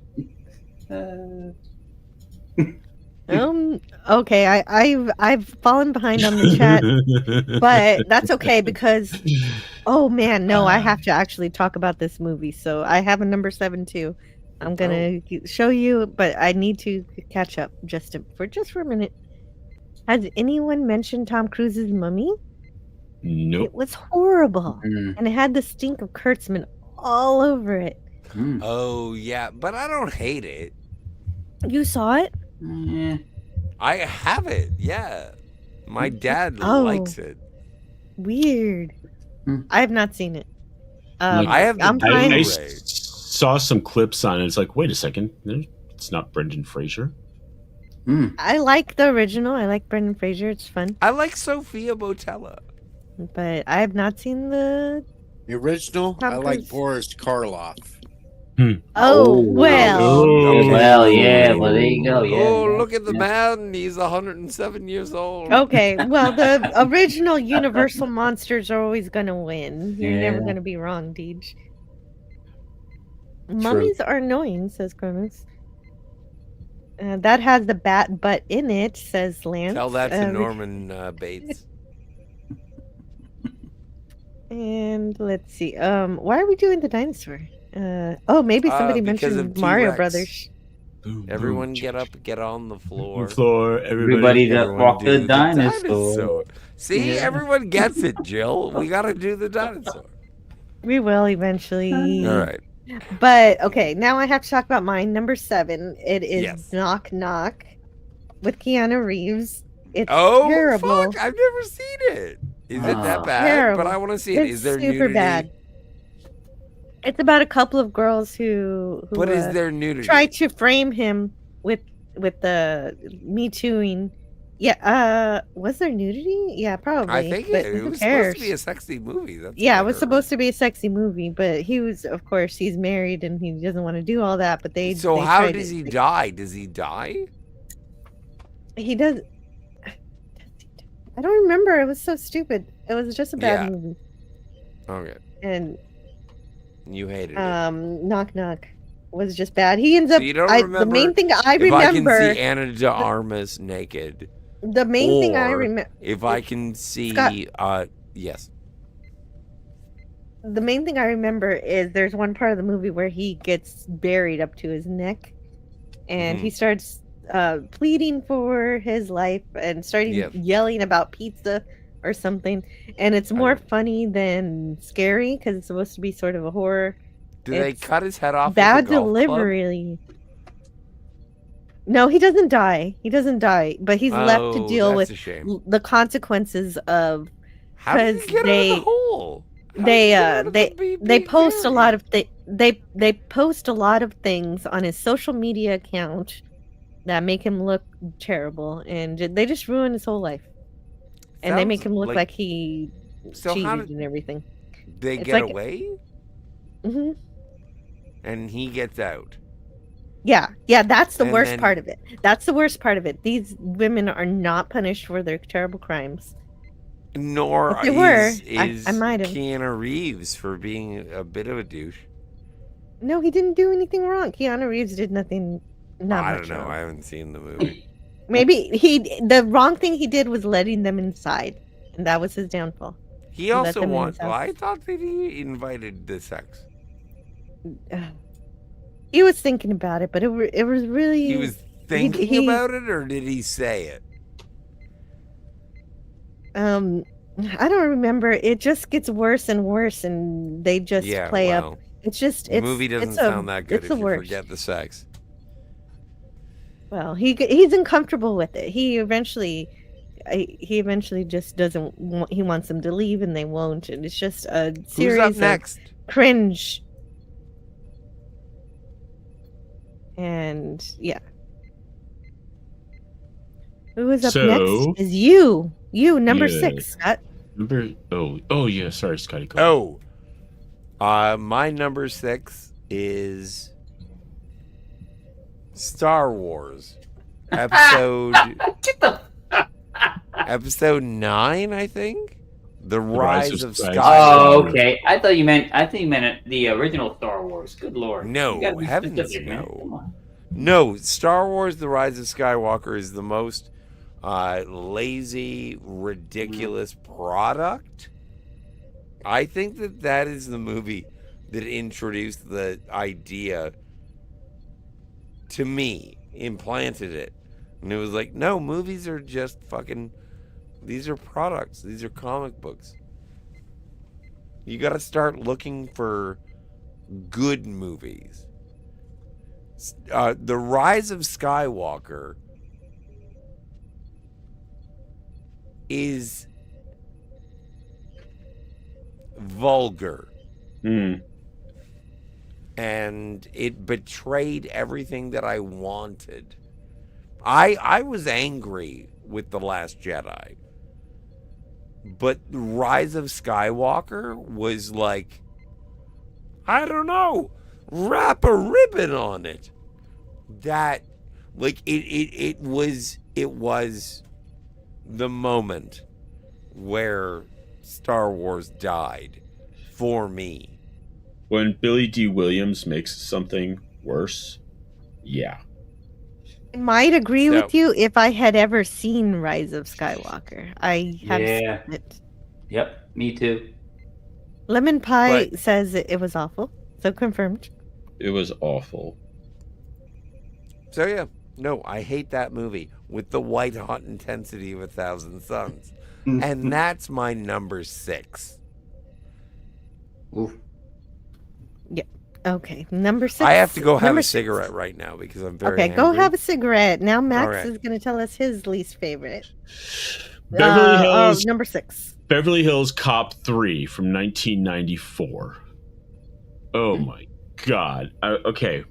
You know, Beverly Hills Cop, the original, was great, outstanding movie. Beverly Hills Cop 2 was a horrible movie, but it was really, really well done because it was a carbon copy. Number one, it was a carbon copy of Beverly Hills Cop 1. And also it was the prototype of the Simpson. Who's the other guy who works with Don Simpson? You know, the producers. They made all these action movies. Anyway, Don Simpson and gosh, who's the other one?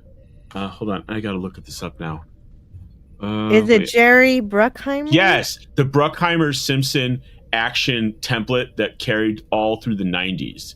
That was the number 2. That was Beverly Hills Cop 2. Beverly Hills Cop 3 was just... It was kitschy and funny and stupid. Yeah. I haven't seen it. I don't know. Has anybody else seen 3? Anybody? Yeah, not. I've only seen the first. Yeah, I've seen the first 2. I've not seen the third one now. You know, I mean, you know, Beverly. Horrible. Yeah. What? Say again. I think it was that horrible. I think it was pretty disappointing. Disappointing, yeah, see, that's... but it wasn't horrible. Yeah, but at this level, what are we at? 7? 7 is reserved. You know, we're 6. still high up. Well, 6. Well, it's still pretty high up. It's for movies that don't really piss you off, but are you're disappointed in them. My next pick is gonna piss a lot of people off. Whatever. So I'm going to take Well, some time my and next resort one- my. I'm gonna resort my my next picks. Just My in next order. one is gonna make Scotty upset, but let's. Good. You go first, Deej. Obviously. Any Dune movie. Oh, hold on, just a minute. Even the David Lynch ones. All of them. They suck.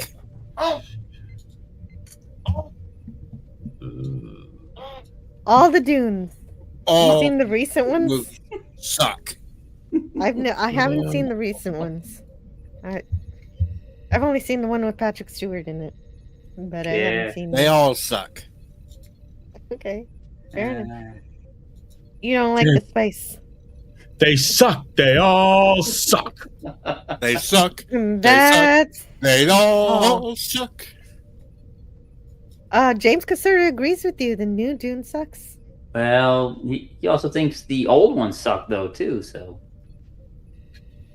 Yeah, that's true. That is a different take. I would rather watch But I Captain don't know. Marvel. I would rather watch Captain Marvel, which is on my list too, than watch a Dune film. Wow, that's quite a damnation. Yeah. The original Dune never really excited me, but I don't like it enough to defend it. But I so like you David get to Lynch. hate it. No. Anyway, So anyway, West Cagle. Yes, West Cagle. What you got? Number 6. Oh, number 6. Number 6. Right about here, I'm gonna have to go with still disappointing movies. And after the phenomenal blockbuster that we got treated to, I have to say that this kind of is the what is it? The sequel curse from the 70s, early 80s. Jaws 2. Good Lord, come on. We come off of one of the perfect movies. I mean, this is a great movie, and then we get Jaws 2. I don't know. Jaws 3 was worse. you know what Michael Caine said about Jaws 4? It's like, yeah, it was a horrible movie. I never watched it, but I see the house that I was able to buy my mother with the money from it. So. Nice, yeah. Well, I didn't mind Jaws 4 or even Jaws 3 because it had, one of my favorites, Louis Gossett Jr. in there. So, not bad, but Jaws 2 is just bad all around, man. God, it's just weak. It's weak. And it's at 6 because it's just disappointing. Again, it's disappointing. I don't hate it. What about Jaws 3D? I heard that one was not good, but I haven't seen it either. Well, again, like I've I never said, seen any of the Jaws sequels. it's got Louis Gossett Jr., so there, one positive. Did mention it. Okay. So DJ Play Nice, do you have a movie you want to share with us that you didn't like or that you want to talk about? I don't have enough to populate even a partial 10, and so I'll just stick by what I had and say it was cool to jump on with you guys for a little while. I'm going to scoot, but for those of you that are going to be traveling for Thanksgiving, if I don't see you all again, be safe, have fun, return home safely, and I hope that everybody gets to spend time with the people they love and care about, sharing food, music, laughter, and fun. Thank you, DJ. Well, I mean, is it because you have to go? Well, we could change it up for you when we come around to you and talk about something else. If you want to talk about something else, but I want to talk about appreciate the extension. Skywalker. Of course you do. Okay.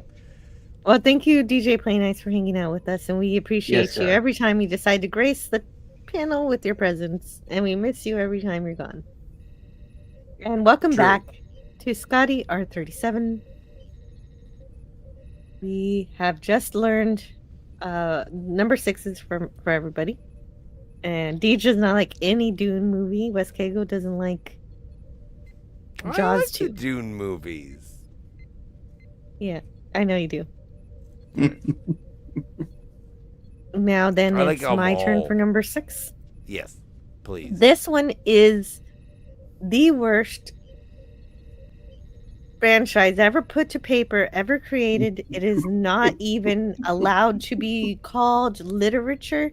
It is middle school erotica. Oh, at I best. know what you're gonna say. It's Twilight, isn't it? It is. It's Twilight. Yes, I knew it. I knew it.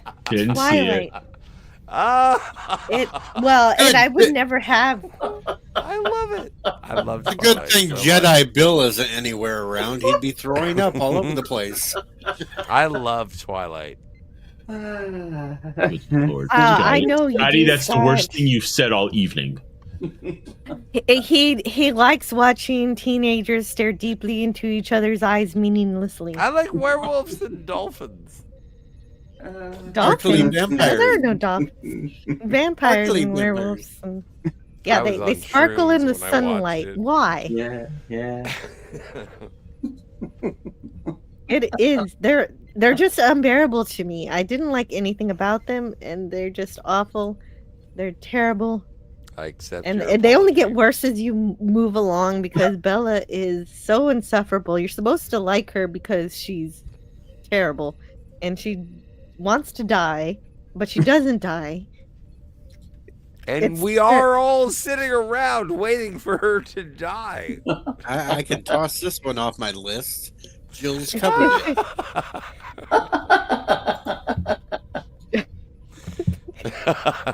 It's bad. Yeah, And- no, Yeah. Jill, you're correct. Yeah, I don't care what awards it won. Throw it in the fire. Fuck Twilight. There you go. Wow. That's hard. Wow. I'm angry. I guess it did come out. Yeah, Wow. Twilight We makes got me an angry. F Twilight. I'm cool with it. I think it's actually too high on my list. I should have pushed it down a bit. But we're just going to leave it there for tonight and move right along back to Scotty, R37, whose idea it was to explore all of our least favorite movies and give us your number 5. The never-ending story. Hmm. Oh! Oh! Oh! Well, come on now. It was misrest. It was a never-ending story that ended. Come on. Here's the thing. I don't know whether or not I actually dislike the never-ending story or if it's just based on my recollection of watching it for the first time. When I proposed the idea of this, I was like, fuck the never-ending story. And I don't know if I have to. Maybe I should watch the never-ending story again. Maybe I should reassess. But I remember the never-ending story as being one of the most boring, emotionally manipulative, stupid pieces of shit I have ever seen in my entire life. But Scotty, how do you really feel? And so, yeah, no, number 5 is the, like, and this is, I feel badly about this because I'm not really explaining why I dislike the Rise of Skywalker. I'm just being like, I fucking hate it. And that's how it's going to go. I'm just going to be like, I fucking I hate think it. that the never-ending story is enduring and it'll last through generations. And it's Well, a my wonderful number 4 story is The about... Princess Bride. Well, we're not at number 4 yet. We're not at Scotty. number 4 yet. Wow. Scott. Now, that is the worst thing you've said all night. Throw Wait, him you- off the panel. Yeah. Okay.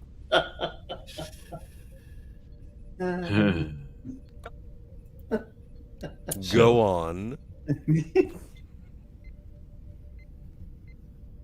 Thank you, Bruce. Yeah. The never-ending story is wonderful. I don't know why you don't like it. Maybe you should find out why. Thank you so Yes. much, Bruce Lombardo. of Dick's Division for Thank you, gifting the Bruce. channel with 5 memberships. That's so great. Who got the free memberships? Deej did. Hey, come to our next membership stream. It'll be soon. Gavin. I'm not stuck at the bar. Oh no. Yeah, if you're I not want stuck this. at the bar. I No, want you're- this you're- on my you- new business card. Okay, well, give me a minute because I won't. Oh, goodness. Okay, I guess Scotty's a terrible person. What? No, Scotty's not a terrible person, but he is terrible for skipping his list. You're not supposed to talk about number 4 yet. We're on number 5. Yes. Peepers And no jumping just the shark. Yeah, no jumping the shark. So Deej got a membership. Peepers got a membership. And hello to Peepers. I saw you up there in the chat. I haven't got to your chats yet. But yes, hello. And thank Christine Kurt got a membership too. Congratulations to William Shakespeare and Susan Dolan. Wow, I couldn't have picked those. Those are some great people to get a free membership. Kick them for yeah. Well, we will when we get to number 4. Save your rage against Scotty for when we talk about number 4. And thanks to Bruce Lombardo for being a member and supporting the channel. Yes, agreed, Wes Cagle. For the gifted memberships and the super chat. No way. This is amazing. Oh, how have you been doing, Bruce? And Bruce Lombardo has a great channel. He talks about tabletop games and movies with Janet from Another Planet, and he has some great stuff happening over there on his channel. I don't know if my chat brought up his link or not. It's supposed to. If it hadn't yet. But I'll put it in there if I can't find it. You can watch The Never-Ending Story all you like. Stay away from The Never-Ending Story Part 3 with Ooh, Jack yeah. Black. Stay away from it. It will only compound your hatred for everything Jack Black. Like me. Wow. No, I have not seen the third Never-Ending Story with Jack Black. But we're going to need to play some videos here in just a second. So after I check out the chat, everything got very excited very quickly.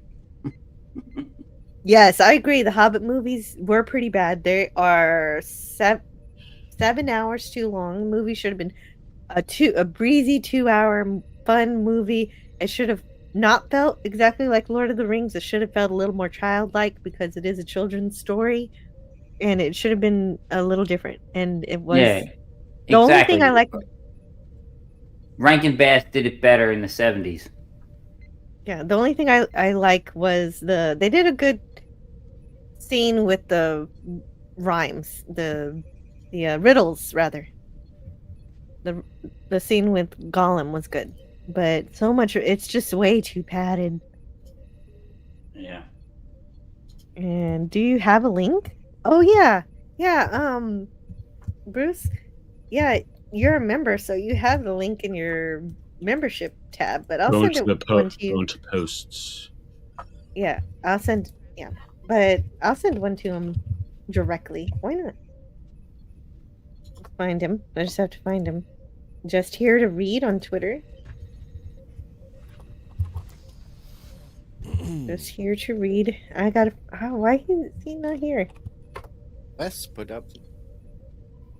Oh, I put a link to his channel. No. But she's trying to give him a link to the stream, I think. Yes. Yes, I am. I'm looking for him in the chat. I forget what his handle is on Twitter. That's the tough part because he wants a link. I'll do it on like a high Mecha Chani ho. I'll send you a link on Discord because that's where I know how to reach you better. What the I hell know is you're a on Discord? I don't even know.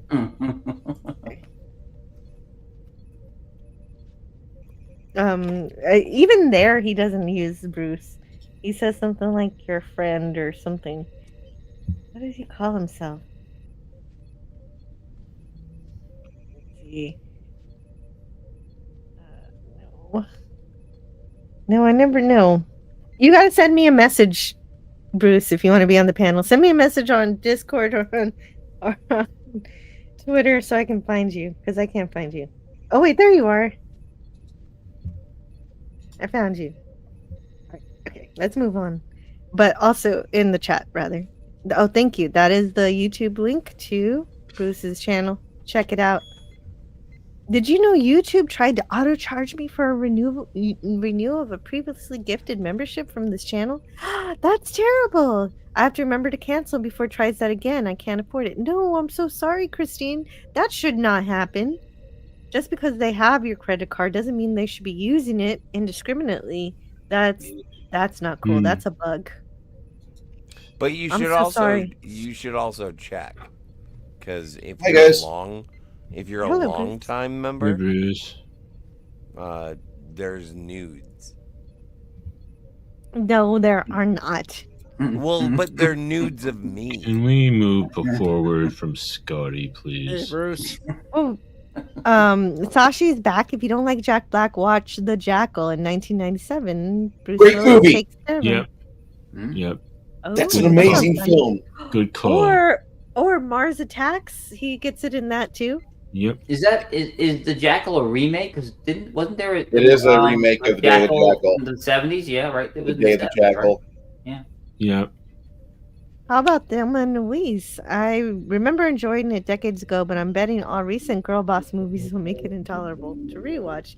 I gotta admit, No, it there's a stands up. movie- There's a film I think you guys might really like, and it'll help you with Weta Workshop because they screwed up on the Hobbit movies, right? Yes, they did. But there's a movie that nobody ever remembers. It doesn't even get mentioned, but yet it was like New Zealand's most favorite film after Lord of the Rings came out for years. Dot and the Kangaroo? Nope. Black Sheep. Have you ever heard of the movie Black Sheep? Not with Spade and Farley. Not Farley and Spade.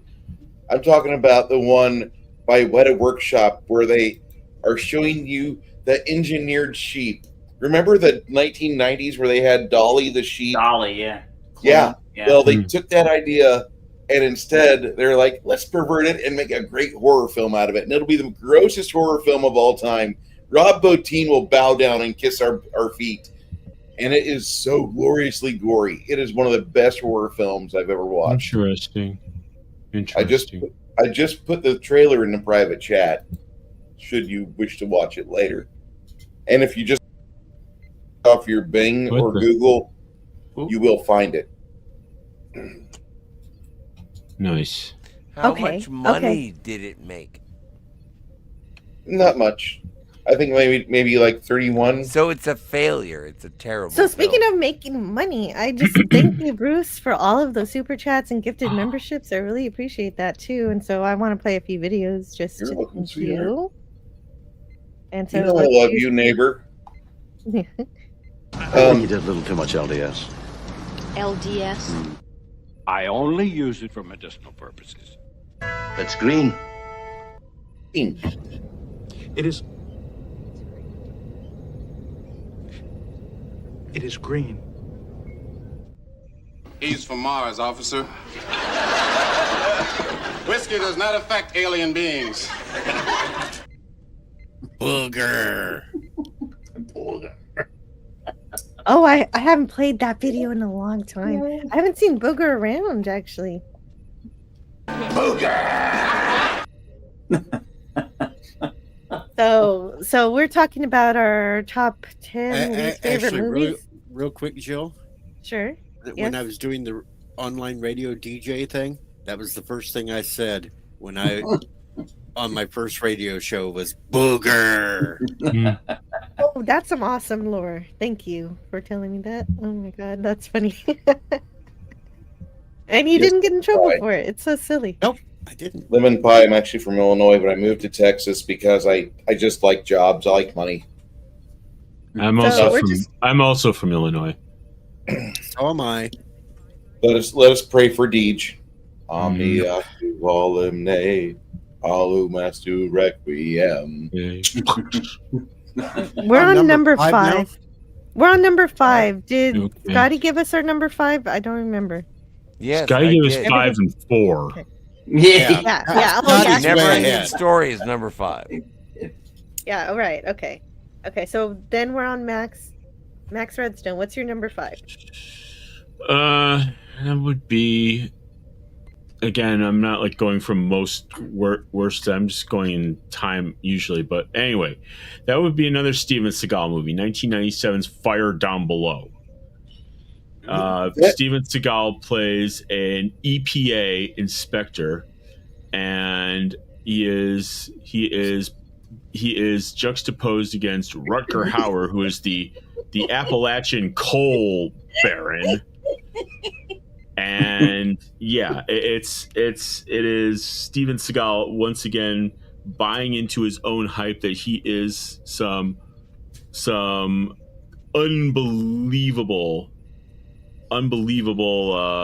environmental force of nature, and the movie sucks. And fuck you once again, Steven Seagal, and your hairline sucks. At the very end of Fire Down Below, he dresses up with like this leather skin, like Indian style. He looks like a walking moccasin. He has a head to toe moccasin, like if he would have been at Columbine shooting up kids in the name of like the Apache Cherokee Nation. Perfect fit. Yeah.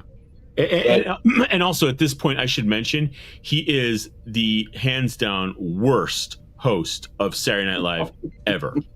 No, he's not. Those stuntmen deserve to have their bones broken. God. He was suggesting a skit where he knocks out Victoria Jackson and continually sexually assaults her. And just to mollify him, they did a skit, like the last skit of the show, where he goes in and he beats up a whole bunch of stuntmen who are playing Exxon executives. This is what happens when you fuck with the environment. Fuck you, Steven Seagal. Nice. Okay, so Lemon Pie says Max Redstone admires and loves Steven Seagal. And I admire his first 5 movies. That is it. Okay, now I gotta ask you, when Steven Seagal and Jean-Claude Van Damme fought, are you surprised at the result? I never saw that. Wait! Did Steven Seagal shit himself? Basically, yeah, he did, because it wasn't recorded, but the people that were there present said that the Belgian kicked his ass. Yeah. Well, I'm not surprised, because there's a guy named Gene LaBella who's like a stunt coordinator, and Seagal was saying, "Well, I have this technique where I can't be choked out," and Gene LaBella's like, "Really?" And so Gene LaBella goes to choke him out, and Steven Seagal shit himself. So. Oh my God. Okay, let's move on. So, Sashi says Fire Down Below wasn't about gonorrhea. and if it was, it would have been a better movie. Oh. Movie idea. Steven Seagal goes to rescue some seals from an oil slick. Lots of dead seals exploding from oil barrels and burning oil rig. That sounds terrible. Are we talking about marine life or Navy SEALs? Probably both. Okay, Deej, you're still with us. Give us All your right. next one. Your number 5. If anyone disagrees with this pick, they should be booted off the panel. Halloween 3, Season of the Witch. No. I think you need to go, sir. Not involved. Didn't see it. Not my circus. Not my monkeys. That is absolutely the worst Halloween movie in the franchise because it had nothing to do with Michael Myers at all. But you haven't seen Halloween 5 then, have you? Still was not anywhere near as bad as 3. I haven't seen it. But what's so bad about it? What's the worst part about that? There's no Michael Myers. That's the bad thing. Yeah. Halloween 3 was basically computer chips and Halloween masks that turned people into psychotic weirdos. Well, it destroys them. It kills them when they wear the mask. That's the whole thing. It had nothing to do with the Halloween franchise. Nothing. Well, see, actually, it aligned with with Carpenter's original theory for Halloween, where he wanted an anthology and every single film was going to be a different story. He was against Halloween 2. I love Halloween 2, but he was against it. He wanted every single one to be a different story. So that's where you get Halloween 3 from. So, you know what's sad is that they didn't pick John Carpenter to help direct one of the episodes of Creepshow 1 or 2. Yeah, true. Oh, yeah. Creepshow is cool. Miskatonic Madman says What? Halloween 3 is campy fun, and hello, Miskatonic Madman. No, if you want Okay. campy fun, that's Freddy versus Jason. Now that's campy fun. No, Jason X is superior to Freddy versus Jason. Jason takes Well, Manhattan. I love Jason X just for the fact that they had the two women from Andromeda in the reverse roles. Well, before we move on to Wes Cagel's number 5, Nim says Prometheus is giving scientists a bad image and making them all look stupid. Well, both Prometheus and what was the one that followed it? Covenant? Covenant was good. Yeah. I like Covenant. Both of those movies, the ship sets down on an alien planet. Nobody talks about the oxygen in the atmosphere. Nobody does a sniffer test. Nobody checks to see if things are good. They just lower the fucking landing bay doors and they just trot on out. And then they stir up all the pollen, which is deadly contagious and completely going to wreck their bodies. What the That's hell? fair enough. So, Wes Cagel, what's your number 5? My number 5 is, you know, we're still at the level where I'm not pissy about the films. I'm just disappointed, and it's got to be Return of the Killer Tomatoes, because Killer Tomatoes was great. I loved it, and the Return was just so terrible. It was disappointing. I was upset with the film, so I'm just gonna leave it there. You guys want to rip it up? What was bad about it? I didn't see it. It was. I mean, Attack of the Killer Tomatoes was great. It was great because it was bad, and puberty love, and Return of the Killer Tomatoes was, they tried to, it's one of those deals where they tried to capture lightning in the bottle a second time, and they just failed utterly. And we also point out Clooney, he is awful in it. So you realize there was 4 Attack of the Killer Tomato films. I stopped after the second one. No. There are 4? Wow. There are 4 That's of them. too many. That's too many. Yeah, well, and sequels will make these lists. That makes sense. I didn't put so many sequels. I should have.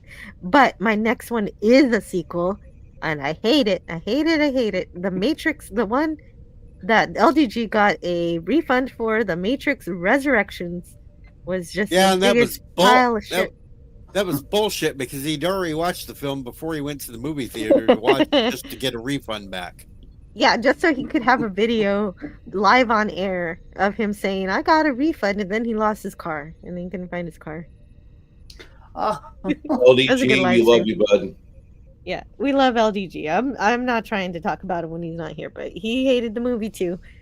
And I really wanted to like it because I love The Matrix, and I know all we need is the first Matrix. That's the only one that really matters. But I wanted something to come back. It would have been cool if something was good about it, but it was just so awful from beginning to end. Those Wachowski siblings are just goofy. They are. They're siblings. They used to be brothers. Now they're sisters. Nice. This is gonna age. This movie's gonna age like milk. And it's insult to the rest of the Matrix. Yep. Fair enough. And so I will say of the Matrix sequels, the chase scene on the highway was pretty good. So yeah, that was fun. Like, and there's some things I like about the sequels, the other sequels. Anyway, so Bruce, I know you're not here for the list, but did you want to add a movie you don't like or talk about something? A movie that I don't like. Okay. Well, either that or anything you want to talk about for a brief few minutes. For a few minutes, I do a show with my friend Janet from Another Planet, and we have it usually every Sunday. This Sunday we're not going to do it because she's out of town. I've got some things going on, but recently we saw a movie called Meet Joe Black.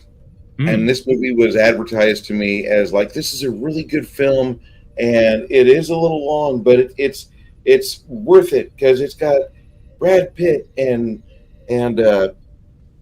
Anthony Hopkins, and it's a great film. It's got a great script, and Claire Forlani's in it, and I don't know who she is, but then when I saw her, I'm like, oh, she was on Buffy and Angel. Okay. So we start watching it, and the movie, there's about 30 minutes out of this 3-hour film that I really like. And the other 2.5 hours of the film is absolute madness and mirth from the director and cinematographer that just thought they could go around and have like no plot happening. Character development, maybe. But it was just a movie that exists so they could just jerk each other off in the editing room. And that's the entire film. The very end of the movie doesn't have a real ending to it. At the very end, it's supposed to be Joe Black. Death is taking the form of Brad Pitt, and she's fallen in love with Brad Pitt, and Brad Pitt is Death. Death has never had sex before. Death doesn't know what sex is. And so, therefore, Lonnie has sex with Death. And at the very end, Anthony Hopkins dies, but you don't see him collapse or grab his heart.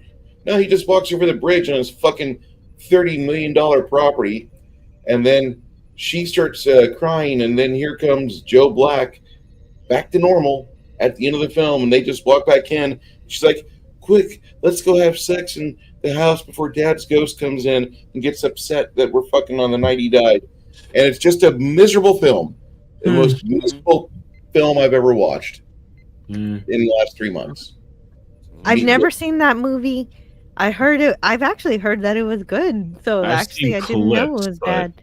That's what that sounds like a valid criticism of it. So it feels like it was somebody that wanted to write a modern day fairy tale, and they had a lot of money to get Brad Pitt and Anthony Hopkins on the same set, and there's a lot of really good cast members there, but the script is crap, the ending is crap, and Janet, of course, loved every minute of it until the very end, and I hated about everything except for the time where Brad Pitt got bounced off 2 cars in CGI.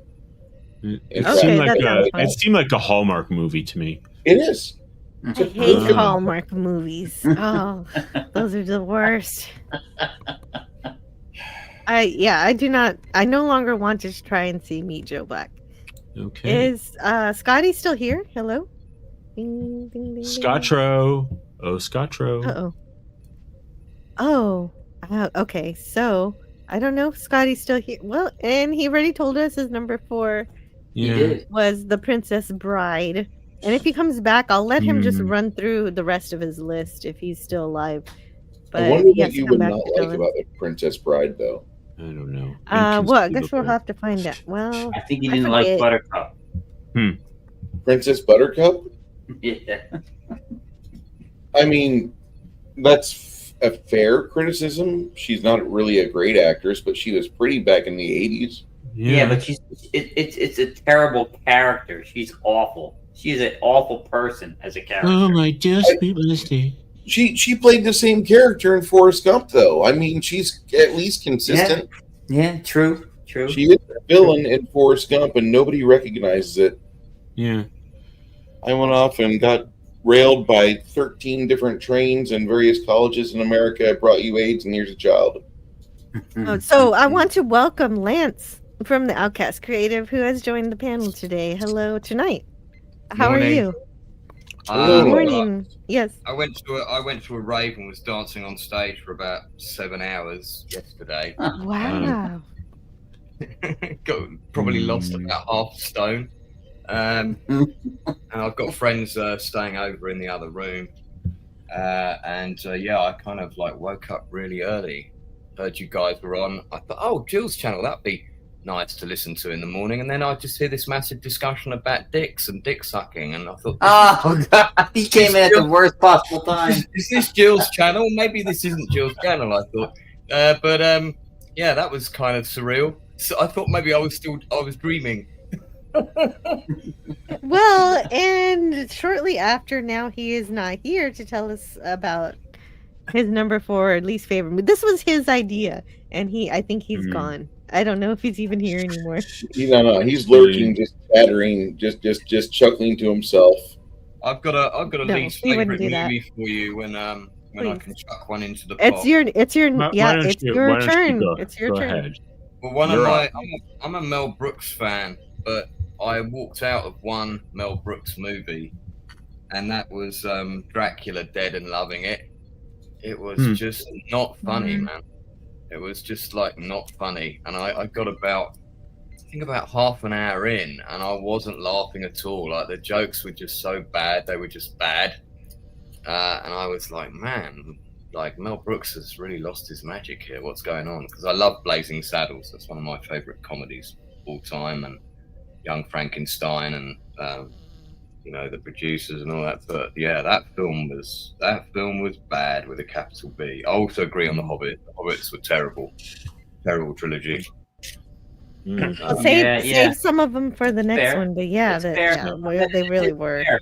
I mean, if you want a comedy about Dracula, what is it? What's that one with George Hamilton? Love at First Bite, right? That was pretty good. I quite like that. A little film. bit better, yeah. Yeah. So there you go. Very nice.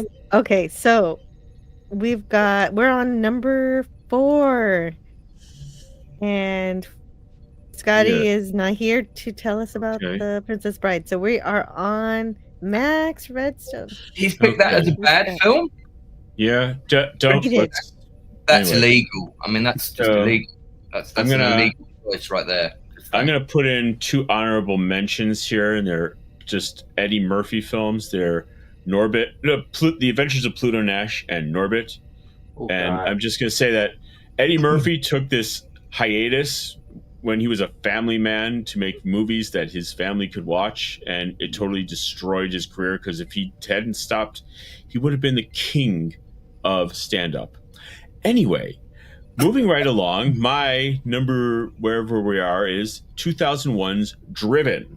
It's a racing movie starring Sylvester Stallone, and it also has Gina Gershon and some other people. And because I'm an open wheel racing fan, like IndyCar, and there was a whole break in the league, and it was just a shit movie. It was a bad representation of the athleticism and the sport, and even Sylvester Stallone said he regretted making this movie. Yeah, when it's bad enough that even the actors say don't buy this movie, that's pretty bad. I mean, there's a point at which they're like, because if you know anything about open wheel racing, it's like it takes time to prep the cars to get them ready to go. And there's like this, there's this scene when they're at a cocktail party, and it's like all of a sudden Sylvester Stallone and this other guy jump into these cars in Chicago and race up and down fucking Michigan Avenue. And I'm from Chicago. Anyway. That sounds like any number of Fast and Furious movies. Yeah, but not in an open wheel race car. Anyway. So not only that, but Driven also has that young lady that was in like 3 movies in 2001, and then she just dropped off the face of the earth. Who, Gina Gershon? Not Gina Gershon. She was in quite a few.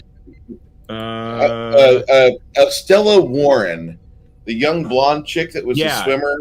Oh, and she had like a 3-minute swimming montage in that film. And she was one guy's girlfriend, then she was the other guy's girlfriend, then she went back to the other guy's girlfriend, and it's like, what the fuck? Yeah, man? I got whiplash with that shit. Yeah, and weird. That's weird. And Burt Reynolds was the paraplegic race team manager. Fuck this movie. Okay, so when there's an and, we're supposed to move on to the next one. There's number Okay. 4. Number 4 for Deej. Odyssey, what's your number 4? 2016 Ghostbusters. Oh, good that's choice. good. Good choice. Oh, I can't believe I completely forgot that should be on my list. Oh, Yeah, man, God, I that The key that words there are I completely forgot. Yeah, it's a yeah, very that forgettable fruit, movie. that fruit is so low No, hanging. this It's tier dragging is on the perfect. ground. It's so bad. There we go. I picked one that everybody agreed with. Mm-hmm. Yeah, that one Yes. that one is super easy to pick with. They tried to improvise. They tried to do improv, and man, was nothing they came up with funny. A girl boss too Their close to dialogue was girl Boston. terrible. And the whole thing with the dumb male secretary as well was like, okay, how offensive is that? We're not allowed to be offended at that, of course, but it's so Yeah, offensive. because the receptionist in Ghostbusters wasn't dumb. No, she Even- wasn't dumb. She was a badass. Actually. Yeah. So Lemon Pie posts the link for Christine. Christine's got to go to bed. Good night, Christine. Thank you, Lemon Pie, for posting that. Check her out. She's got some videos. And I think we all agree on that one. We could talk all day on how Oh, bad yeah. that was. It's just those comedians aren't really very funny either. Is Bruce painting a totem pole? What's going on there? No, Oh. this is like a library column. Oh, I've got- okay, for like D&D. Yeah, I've got like 5 of these that I've got to Look at get that. worked on. Oh, Yeah. they're beautiful. Harry Well, Potter. I wouldn't go that far. They're okay. I like I would. I thank you for the noticing these, but yeah, I'm not that great of a painter. I'm trying to get better. So, Wes Cagle, we're up to you. Number 4. What's your number 4? All right. This one, you have to understand that in 2005, a movie came out that got me jazzed about the entire, premise of the films. They've done iterations of this film since the 30s. And when the Steven Spielberg version came out in 2005, I just was hungry for more. So I worked at a video store, and I was actually able to see anything that was on our shelves. I took this home, and I was like, "What the hell is this crap?" Just War of the Worlds? Yes. If you guys seen the Ice Cube version of War of the Worlds, this is worse. The one with C. Thomas Howell in 2005. I'm like, good Lord, the entire film takes place with him just hiding in a shed. It's garbage. It's absolute garbage. It's worse? Oh, it's terrible. It's worse Hang on, than Ice this Cube? isn't the Tom Cruise Oh my one. This God. is a different one to the Tom Cruise one, right? Yes, no, it came out. I think it was a money grab, and Was yeah, it was Asylum? terrible. Is it like an asylum film or something? It was Asylum because there was yes. 2 of them. Because there Right. was a sequel to it with Thomas Howell too. It was, yeah. It is awful. It is just terrible. It's God. I can't believe it's worse than the Ice Cube one because that's on my list. Because I saw it this year. Oh my God. I have to see it just because of how bad it is. I need to see if I think it's worse. than Yeah, Ice yeah. Cube. If I can recall correctly, it's just C. Thomas Howell hiding in a shed the entire time. I don't even think oh God, if we see the aliens at all, it's like some really bad CGI, early CGI, and that's it. That's all we get. So at least Ice Cube had computer monitors. yeah. You got to watch it on streaming. I haven't Apple seen T- that version. I will talk about I haven't seen that War of the Worlds. I'll talk about it I'll talk about the 2025 one when I get to it. But Apple 2GS wants to add one. Movies we hate. Alien 3 he chooses, and that makes the list for him. Yeah, it's pretty weak. It's pretty weak. Pretty weak. It is. I hate. Okay, I'm gonna go through all my brands again because we have so many people, and I don't like it when I change. I don't like it when I change brands and everybody falls out for no reason. And this is a bug that StreamYard has still failed to fix, and so I've got to do this every time. Brands, I don't know. Brands.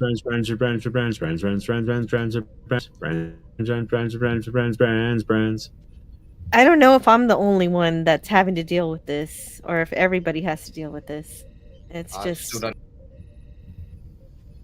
just something that I have to fix before we move on. Stop so I don't changing go brands. crazy. Yep. No, I need to because I got videos. I want to play a video, and I've got to. Yes, change video's brands important. to Like play a video that Nice I House. want. Good Jill has her own Okay. items. Okay, if we all fall out, play the video. Or you bring us back up. What's happening? Yeah, I got one more. I'm sorry. It's the last time. I fixed it. I'm like a yo-yo here. What's going on? What's going on? I feel very disorientated. It's very early in the morning here. You can't be doing these strange things to me. Well, it's a bug with StreamYard, and Jill, if I change I'm sending you snow next weekend, Jill. Thank you. I can't wait. I love snow. Oh no! You understand where she lives?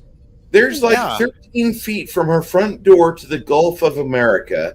And after that, there's like 80-degree weather out in the Gulf. Giving her snow is a minor miracle. Well, Yeah, I'm I would- supposed I to would get be a so happy. buttload of snow next weekend, so I'm gonna just send it south. Please do. Please do. I can't wait. I'm so excited now. But I want to play this for Apple 2GS. No freezers, no fucking ice cream. No more cigarettes for you.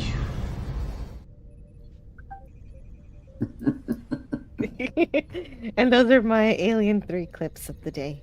And that's why I had to bounce everybody out. Just for that. Okay, so we've got Max, Deej, Pescagel, me, Bruce, and Lance. And so who went last? So I you just mean- did. I think I just went. Yeah. Oh no! Go through all this bouncing for a bald Sigourney Weaver.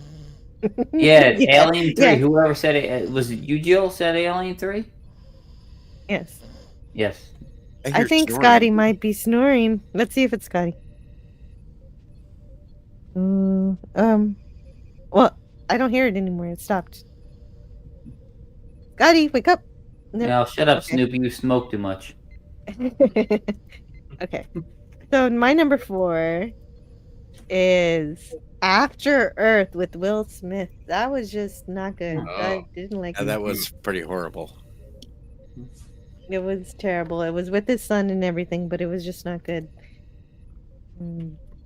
What happened to his kid? Oh my god. No, we don't talk about that. Bad parenting, right? I don't know. Oh. I don't know. It was just. I don't know about what happened to his kid, but Yeah, it's his just son is no bad. longer a son. Let's leave it. Maybe to he that. couldn't keep his mom's name out of his own mouth or something. I think there are Mhm. 2 kids, but this one is Jaden Smith, and Yeah, he's terrible in this. Well, Jaden's no longer his son, so let's leave it there. Really? Yeah. Oh. Really? But If it I'm was- not mistaken, yeah. Hang on, you can't drop that clanger in and then just leave it there. What do you mean? Do I have to actually spell it out? We're on YouTube here, you know? What did he change agencies or something? He changed genders. Oh, okay. Oh, Right, yeah. I didn't know that. I gender- had no Yeah, idea. I didn't want to say it. I didn't want to say it. So I'm dead naming him. What's her new name? I don't know if they actually changed their name. I think it's still Jaden's pretty androgynous, so Yeah, I he's guess gender so. fluid or something. yeah. Weird. A man That or a explains child, Okay, now I'm looking at canceled. him or her, or whatever it might be. So Whatever makes you Okay. happy, it's fine. it was a boring movie. I don't actually have a lot to say about how boring it was. It was just never. I was just waiting forever for something to happen, and just nothing happens in this movie. And Gotcha. so, Bruce, My What do you number got for- 4. I'm going back in time and trying to revive the most hatred I've had for movies I've watched either in theater or on videotape. And I'll adopt Alien 3 as my number 4. That is an easy one because after the wonderful suspense tale of Alien 1, and then you pop Alien 2 in the VHS player, and you get one of the most badass action movies ever committed to screen. Then you pop in Alien 3, and it is the biggest letdown. I mean, the hero from the second movie, Hicks, is gone. The lady that verified Ripley is a woman, and her job in life is to be a mom, a good mom. And she was being a great mom in Aliens. And now let's just rip that out of her life. And so the Alien 3 script is absolute ass, because there's nowhere in the script where Ripley just starts shaking uncontrollably and she starts having a fit of rage as she remembers that she loves Newt and Newt should be there, and all she wants to do is give Newt some hot chocolate and wipe her face and say, I love you, baby. And we never have one fucking time in that entire film where that happens. But instead, what do we get?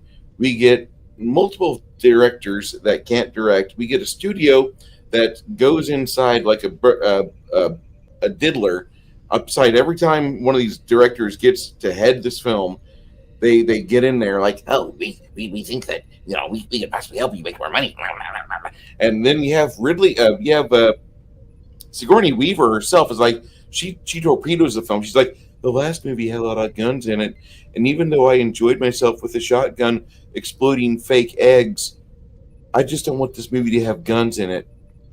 So they completely burgled the entire movie of any joy or any fun that you could have once it actually started being filmed and things are set up and they're getting the script together. And the script was always written in pencil, not pen, before every fucking day. Well, that's not true, but that basically they went through so many miserable rewrites just to have the fucking script in pencil, you little faggots, because that movie was such shit every fucking way from the start of the beginning of the credits to the end. And if they would have named it anything else, it could have been fun. You had a good cast. You had people willing to work with the changing directors and producers. You had an amazing effects team that was trying to keep up with the challenges at hand. But instead, we get literally feeling in the theaters like we're masturbating with 40 grit sandpaper, not 20 grit, 40 grit. Ouch. And so, yes, it will get the job done, but it's the most painful experience for 2 hours you'll have. I would never, ever wish this movie to be seen by somebody who's not of like a 2005 or 10 birth year on. I want this movie to be forgotten. This and everything else in the Alien script, everything in the Alien series should just be shit canned. Throw it away. I saw this movie in theaters, and I have to agree. Yeah, I can't argue with any of that. The only reason I ever watched it was because Scotty wanted to talk about it. He likes this movie. We're fucked. No, you're fucked. If you go on my channel, there's an interview with Danny Webb, who played the convict that survives. I think his character name is Morse. He's the one that drops Ripley into the lava at the end. And we talk about the film a lot. And there's also an interview with Phil Davis, who was also in the movie. He's one of the ones that dies in the tunnel chase sequence. And they both said, when they worked on that film, that was the most time they were sitting around doing nothing, getting paid for doing nothing, because they were waiting for execs to either rewrite or for somebody to make a decision. I mean, the producer had a mental breakdown on the film. It was so chaotic. They started filming one version of the script and then had to dismantle all the sets and start again. I mean, that's how bad it was. Insane. So, yeah, that's a mess. It's clear it was a mess. That makes sense. Yeah, you can look at that film and see that there's a lot of good things in it. It's just not a good sequel to Aliens, unfortunately. Yeah. And there was a really good Dark Horse comic that did a direct sequel to Aliens, which should have just been made into a movie. It was a great story, and they were going to do that at one point, and Michael Biehn was going to come back for it, and they were going to retcon Alien 3, and then Fox put the kibosh on that, and it didn't happen. Yes, I think that's the problem. The problem is that it followed Aliens, and it's not a god awful film, but it's not a great film. The problem is it's not a good sequel to Aliens. That's the problem. Yeah. Mm. Following Well, one of the that best and they movies killed made. Newton. I can never Yeah, respect that. you know, which makes the whole second film pointless. So it's like, Yeah, I yeah, think so too. I Yeah. just think it's crap. Ben Frail is here. StreamYard has been doing weird stuff lately. Yes, that's why I had to take everyone on a roller coaster, right? Mm-hmm. It feels like one of those sliding puzzle games. Oh, when I was. You know what would have been better is when you were bumping people around. If somebody would be going, as she was doing that, bumping all the characters off. Ow, ow, ouch, ooh, Dee Dee. That would have been great. Yes. So, do you have a, it doesn't have to be in any particular order, just a movie you want to talk about? We're generally talking about movies we don't like, but if there's some other topic you want to bring up. Lance, what's going on? Oh, whoa, it's my turn? Yeah, it's your turn. Oh man, movies I don't like. Well, there was one called it was like an Indiana Jones ripoff that came out. I think it was in the late 80s. I think it was called Jake Speed. And that was a pretty terrible movie. It had a kind of cool Range Rover that turned into a James Bond car with machine guns that popped out the side. What was the name of it again? I think it was called Jake Speed. Jake Speed. Okay. Yeah, which was the name of the main character, and I'm not surprised you haven't heard of it because it disappeared up its own arsehole fairly shortly after release. But it was just bad, man. It was not a good film. And it kind of thought it was cool, but it wasn't. So, yeah, I mean, if you watch it, be prepared for... Oh, it wanted to be James Bond or something? It kind of wanted to be James Bond meets Indiana Jones. Yeah, here you go. It came out in... I've just looked it up on IMDb. It came out in 1986, starring a guy called Wayne Crawford, who, of course, you won't have ever heard of. And they had John Hurt as the main villain, so they had a couple of good actors in it. But it's just not a good movie. Fair enough. Well, I was steer clear of a movie I've never seen. Yeah, even the. I don't know. I mean, you should watch it. It's kind of probably it's a niche movie. You watch the trailer, right, and you'll think this actually looks kind of fun. It's just not. Yeah, because I love weird movies with off the wall heroes like Buckaroo Banzai. I'm a massive Buckaroo Banzai fan. But this is just sort of like tonally, it's all over the shop as well. It's trying to be a comedy 1 minute, then serious the next, and I don't know. That's sad. So that's the only time I watched it, and I went with my very first girlfriend, and I remember we both came out and went, "What the fuck was that?" Sorry, excuse you. That's okay. We've been cursing all night. Do the Evolution says, hello, podcast. Hello, chat. Hello, Do the Evolution. My favorite dinosaur. Jaden's Wikipedia calls him a superstar. That seems a stretch. Wait, what? Sashi? That's funny. Superstar. Yeah, love. And you can edit Herman Goring's Wikipedia page to say any number of things. Wes Kago says Jaden Smith had declared themselves as gender fluid. Oh, yeah, okay. I said that. I said he was gender fluid. Okay, see, but that kind of thing just confuses me because might as well just be fluid. They're just yeah. So he can be he one day and she the next day, but they want to be called them because they're multiple people. He's going to have gender fluids. What kind of gender fluids? Yeah. Well, I'm not interested in his fluids. When he gets busted open, he'll have plenty of fluid leaking out, the type of stuff he doesn't want, and that causes adult diaper issues. Yep. Anyhow, I'm just saying. This is very X-rated. And it is a quite strange. Yeah, this is after hours. Definitely. After hours, adults only, something like that. My whole channel is adults only, actually. Alien 3 is my biggest disappointment in the movies. Yeah, so Alien 3 is very much universally disliked, except for Scotty R37. He made me watch it. But who here, after they saw Alien 3, when you watched Alien 4, did you say, "Oh wow, that totally redeemed the series"? No. I But I actually haven't moved on That past it. was that Resurrection? Was that Yeah. Yeah. better than Alien 3? I'll tell you that. You know, another film that came out around the same time as Alien 3 that I was really looking forward to, I just remembered, and was a monumental disappointment for me, but that's because I read the book, was Patriot Games with Harrison Ford.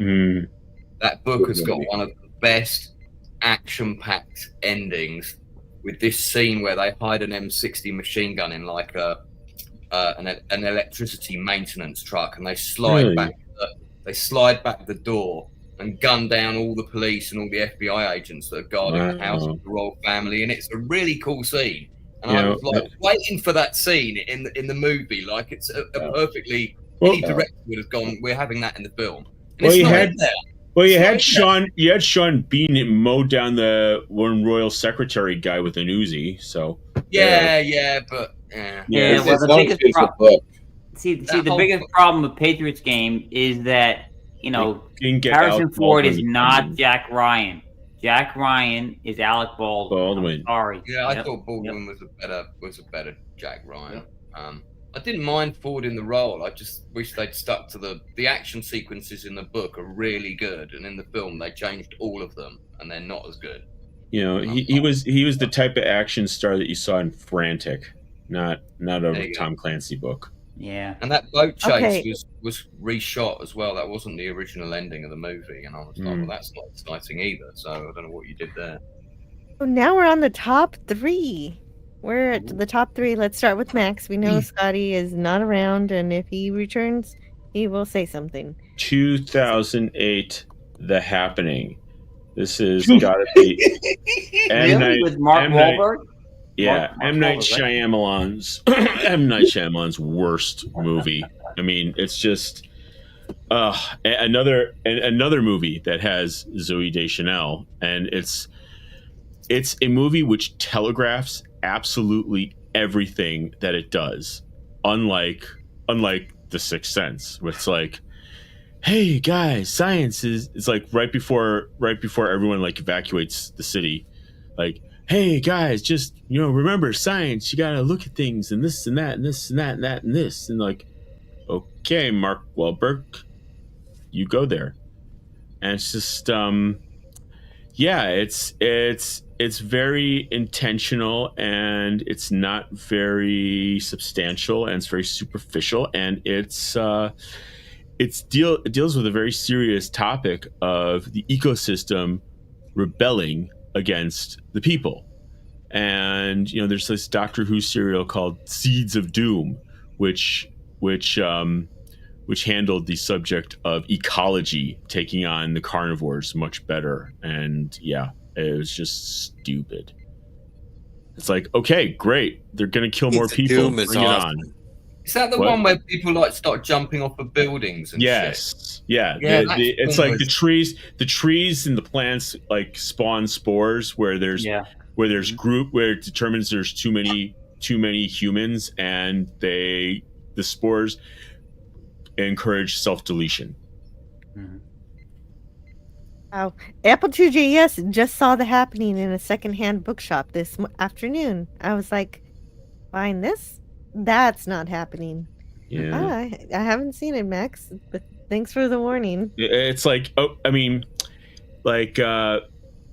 there's a scene, like John Leguizamo is this other science teacher, and they're all trying to get out of the city, and John Leguizamo decides to go back, and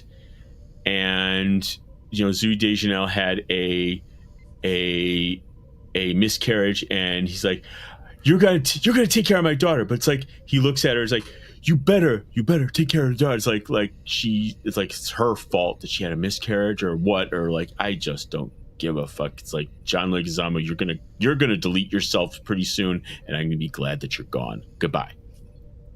And then he went and made the Mario Brothers film. Yep. So ever since Die Hard 2, John Leguizamo's movie career just went downhill till like 2014, and that was it. He was in. Thank heavens he's gone. He was in Die Hard 2. Yeah, he's in Die Hard too.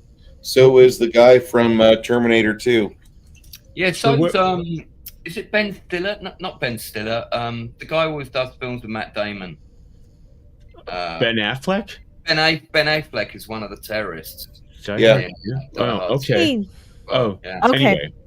Anyhow, anyway, Deej, what's your number 3? Oh, did you have more than that? No, that's it. The Happening. Don't watch it. I am going to have to get to bed here shortly because I'm after. Okay, so let's go through three. let's hear all your 3. Let's hear. All right, first one, big disappointment because of name only. 98's Godzilla. Ooh, good choice. Is that the Matthew Broderick one? Yeah, that's the Broderick yeah. Is that one. the one where that's a lot of fish? That's all Yeah. I remember. Yeah. Number 2 on my list is Independence Day 2. Oh, I was going to mention that one. That was going to be my next choice. And my top one is Charlie and the Chocolate Factory. Yes. Wait. Which one? The Johnny Depp. I cannot. Okay, good. Johnny Just got to make sure. When Wonka's the pedo, that one. Yeah. Yeah. I cannot that is my top hated movie right there. Boom. All time. Good. Very good. Excellent. Well, Excellent those are all really good choices. Thank you, Deej, for joining us. You actually stayed for a while. Godzilla, I wouldn't have minded so bad if they hadn't called it fucking Godzilla. Yeah. Fucking Emmerichs. Anyway. I'm so happy that he didn't pick a third Roland Emmerich film. Save some pussy for the rest of us. Oh, there could have been a whole bunch more. I just was going with the ones that the numbers. Yeah, the worst. The worst of the worst. At least for today. You can change your list tomorrow. But Deej, you're gonna have a stream soon. Finally, after 20,000 years, you're having another stream. Tell us about it. And it's going to be Thanksgiving. Thanksgiving Day. For all those that have nothing else to do and nobody else to hang out with, I will be doing a live stream on my channel. Probably will involve Fireball, so there's that too. we could make it through the entire bottle of Fireball, depending upon how cruel people are to me. Ooh, okay. And Kronos tells me to say, "Farmers rock." Yes, farmers do rock. Yeah. No, he's trying to say soy farmers, and screw you, Kronos. Soy farmers. Soy. Okay. No soy.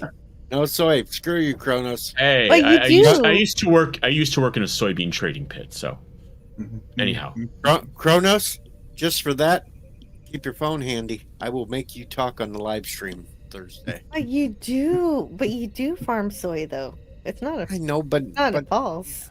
No. Yeah, but don't they pay? Corn too. Don't they pay soy farmers to just plow their crops under? No. Doesn't work that way. Or is that corn? Well, to learn more, visit not his that either. Thanksgiving live stream, and Or he'll tell you all about soy. Or go back and watch some of my farm life videos that I put up there, where I'm just ranting about everything besides farming. Those are so good. I haven't seen the last two because I've been saving them. The last two involved the bartender that loves to give me hell and of having a salted rim job. Yeah, that sounds funny. I can't wait. Now I gotta go. But thank you. I wasn't sure you were gonna make it up here. Thanks for having me. I'm surprised I'm still awake at this time. I may have to go out to the farm in the morning because some cattle may have gotten loose. So no, I hope not. He called me at the bar tonight and is like, "Stay tuned early in the morning, and we may have to go chase cattle." Here, I guess, man, I don't know what's involved with that, but if you do a lot of running. Do you? Okay. Well, you've seen you gotta just like that. You know, the bull might chase me. Who knows? Maybe I'll catch it on video of me flying through the air. Who knows what the hell? That's what I'm wondering. If we're gonna get another farm life from this. Well, if I have to go out and chase cattle tomorrow, you will get a bonus farm life video. Hooray! Not okay. If not, sometime this week you might get a bar life. Oh, neat. Oh, that's new. Is that a new series? Bar life. Since I'm working at the bar again, well, Got to do something. A new series of videos he'll be doing. Yeah, those videos are good too. Looking forward. And to hey, we're big and happy. We've made it past 900 subscribers now too. Yay! On the road to How are 1,000. you not over 1,000? How the hell? Because nobody gives a shit. What curse? What gypsy in Chicago did you run over? And It wasn't a gypsy. I'm going to tell you right now, and Jill's going to laugh, but it was a Bird of Prey 5 curse. Oh no! Bird of Prey No. 5 gave me the curse that I would never hit 1,000. Really? He did that? I didn't. You have to watch one of his bed lives. He cursed me that I would never make it over 1,000. Oh my god. I did not know he And was a since- curse maker. I'm impressed. Well, and passing into the other world, does that make the curse stronger? I think so. I don't know though. It's I- kind of weakening since I've made it past 900 now and been clicking Oh. up. So Man, I miss Bird. we all do. Well, he once made a very terse comment about. I mean, he was Italian, but I said something about some sort of Sicilian pasta. I don't believe I've never heard of that. I'm like, okay. I just watched it on a YouTube short, and I don't really. Anyway, I'm from Chicago, and I've never run over a gypsy. But if you go back Oh, far okay. enough, like month, you catch the live stream that I had with Mama Prey. Mm-hmm. So there's that. You can go back. How's Mama Prey doing? That's good stuff.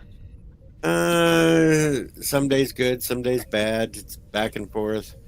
I get messages from her every once in a while. Sometimes she calls me, so I talk to her for a while.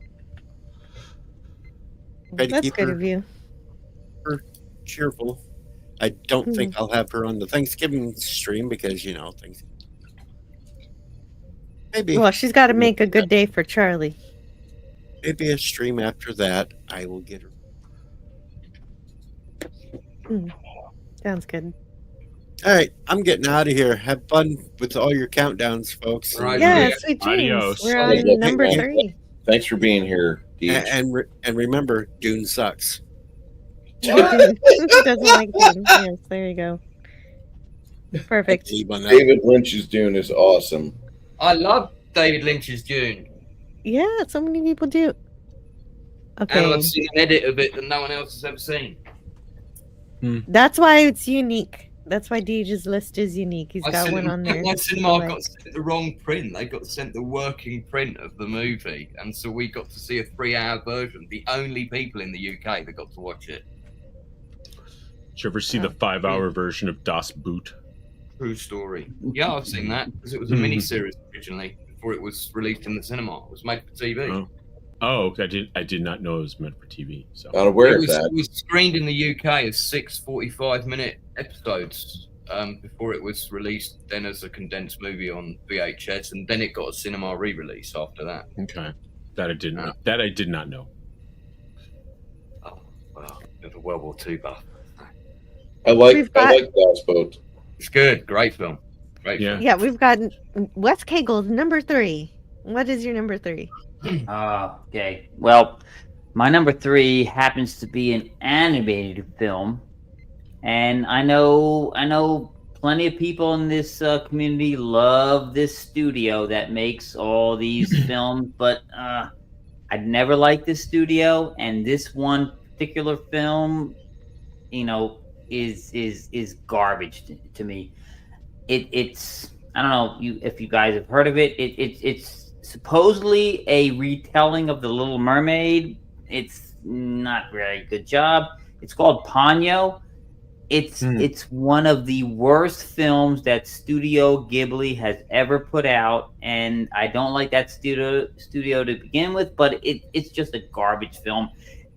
I found myself saying, good Lord, I'm supposed to be enjoying myself, and I found myself going, why am I even here? It's one of the worst animated films I've ever watched. Ever. Wow. Interesting. Wow. I didn't think to put animated movies on my list. That's a good idea. But is it an anime? Yeah. No, Yeah, well, yeah, all it's an anime, studios do yeah. It's supposed to be a retelling of The Little Mermaid, but it's a terrible job. And it's got a lot of when they did the dub version, it's got a lot of big names. It's got Tina Fey, Matt Damon, Liam Neeson, Kate Blanchett, and Lily Tomlin. But it's Betty White's in it even. But it's just it's oh god, it's awful. It's one of those ones where it's like, why am I even watching this? It was so bad. It was bad. It's bad all around. Gosh. Okay, so then we have Bruce Lombardo. Could you tell us another movie you want? We're almost there.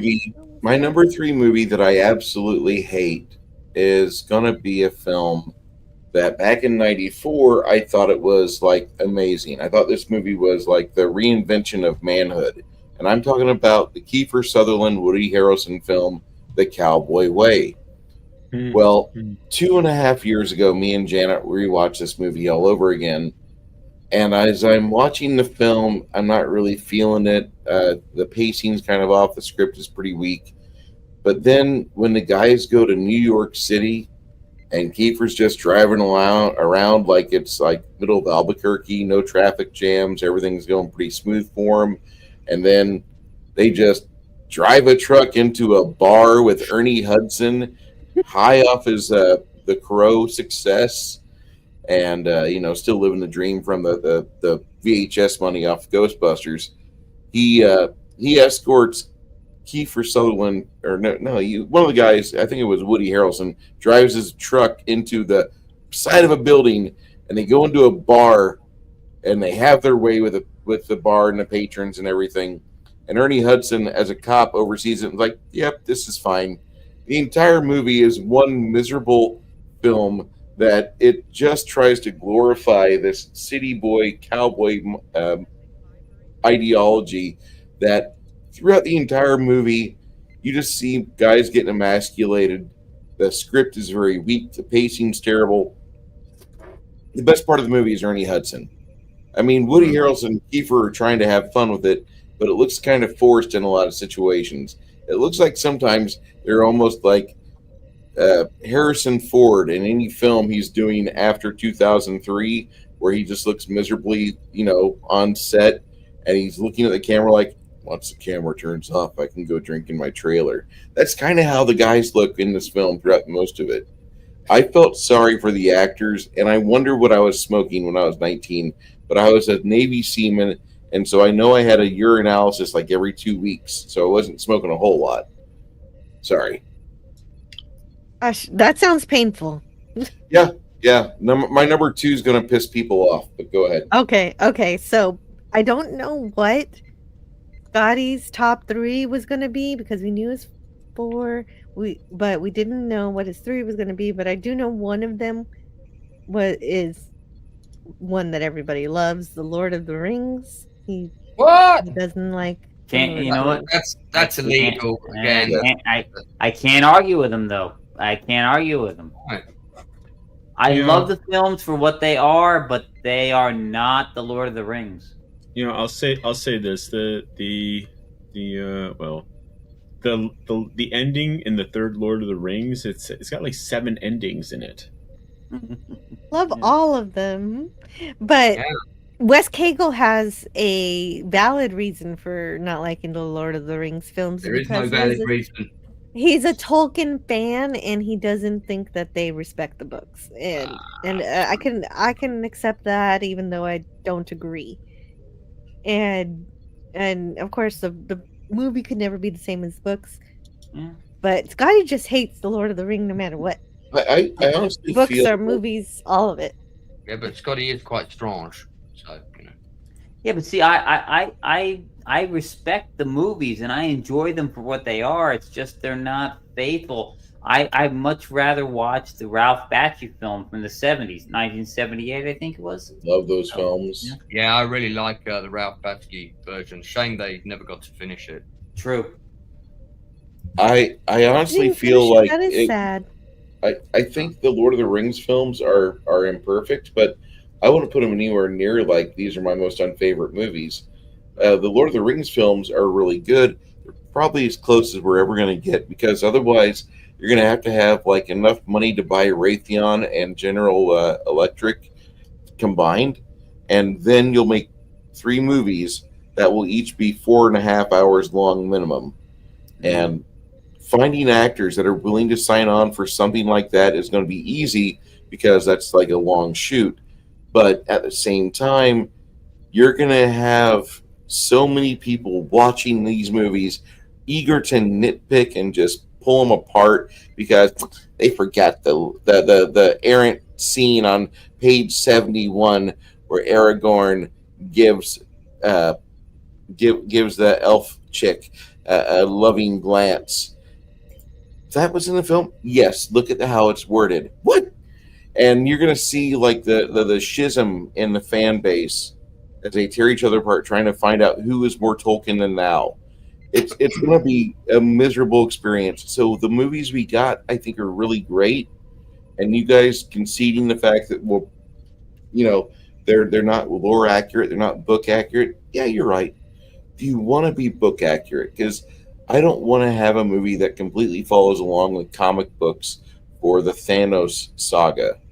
As much as I thought I wanted to, I thought about it and I thought about the fans, and I'm like, nah, I'm good. Well, wow, that's incredible. I don't know. I know that they're different from the books, but they still are really meaningful to me. See, I'm really good. Well, go ahead, Jill. Go ahead. Well, and one of the things that's in the movie that's not in the books is one of my favorites is Sam's speech on why they're continuing their quest. And when Frodo's lost hope, I think there's lots of wonderful stuff. Mm-hmm. There's great stuff in the books. Don't get me wrong, I love them, but you know.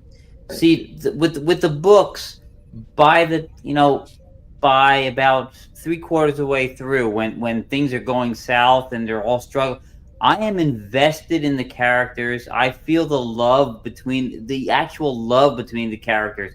In the films, it all feels forced. It all feels forced, like they're trying to make us feel that, and I don't ever feel it. I never feel it. The only place where I actually feel it is between Gimli and Legolas. That's it. They did a good job. You just dead on the inside. What's going on there? Yeah, I know, Lance. I'm with you on that one.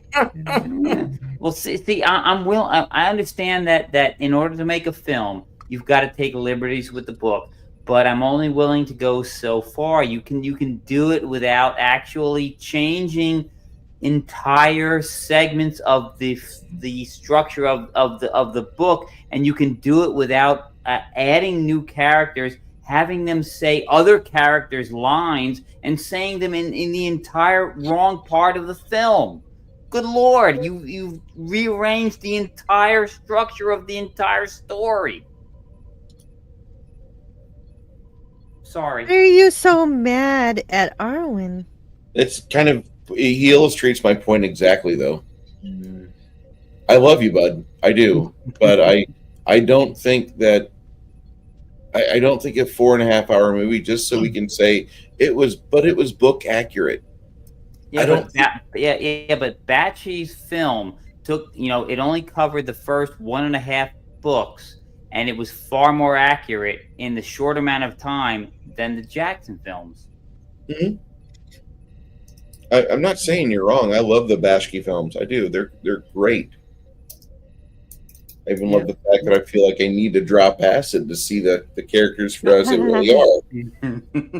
But I just, it's that movie there, that series of films got killed by the fact that the budget was needed to finish the series and it never got to happen.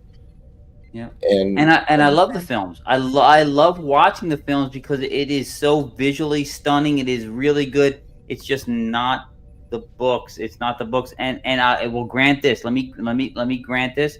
One of the greatest sequences in all of Tolkien filmmaking, no matter where it was, the Rankin Bass ones, the Bakshi ones, the Jackson ones, all of it was that segment in the first film with the Balrog in Moria. That was exquisite. It was fantastic. I've never seen anything more great than that. I mean, it was great. It was fantastic. I can't say anything great. You know, I can't say any.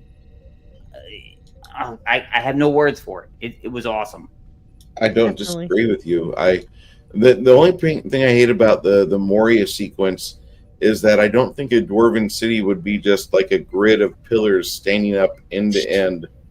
I think there would actually be like shops. Yeah. There would be lots of stonework. You'd have dancing dwarven runes, not ruins, runes, RUNES. Yeah, you have longsmiths. I think it would be more detailed, but that's because I basically, in my head, I live in that world in my own head, and I can just, I run D&D like typically 40 hours a month minimum.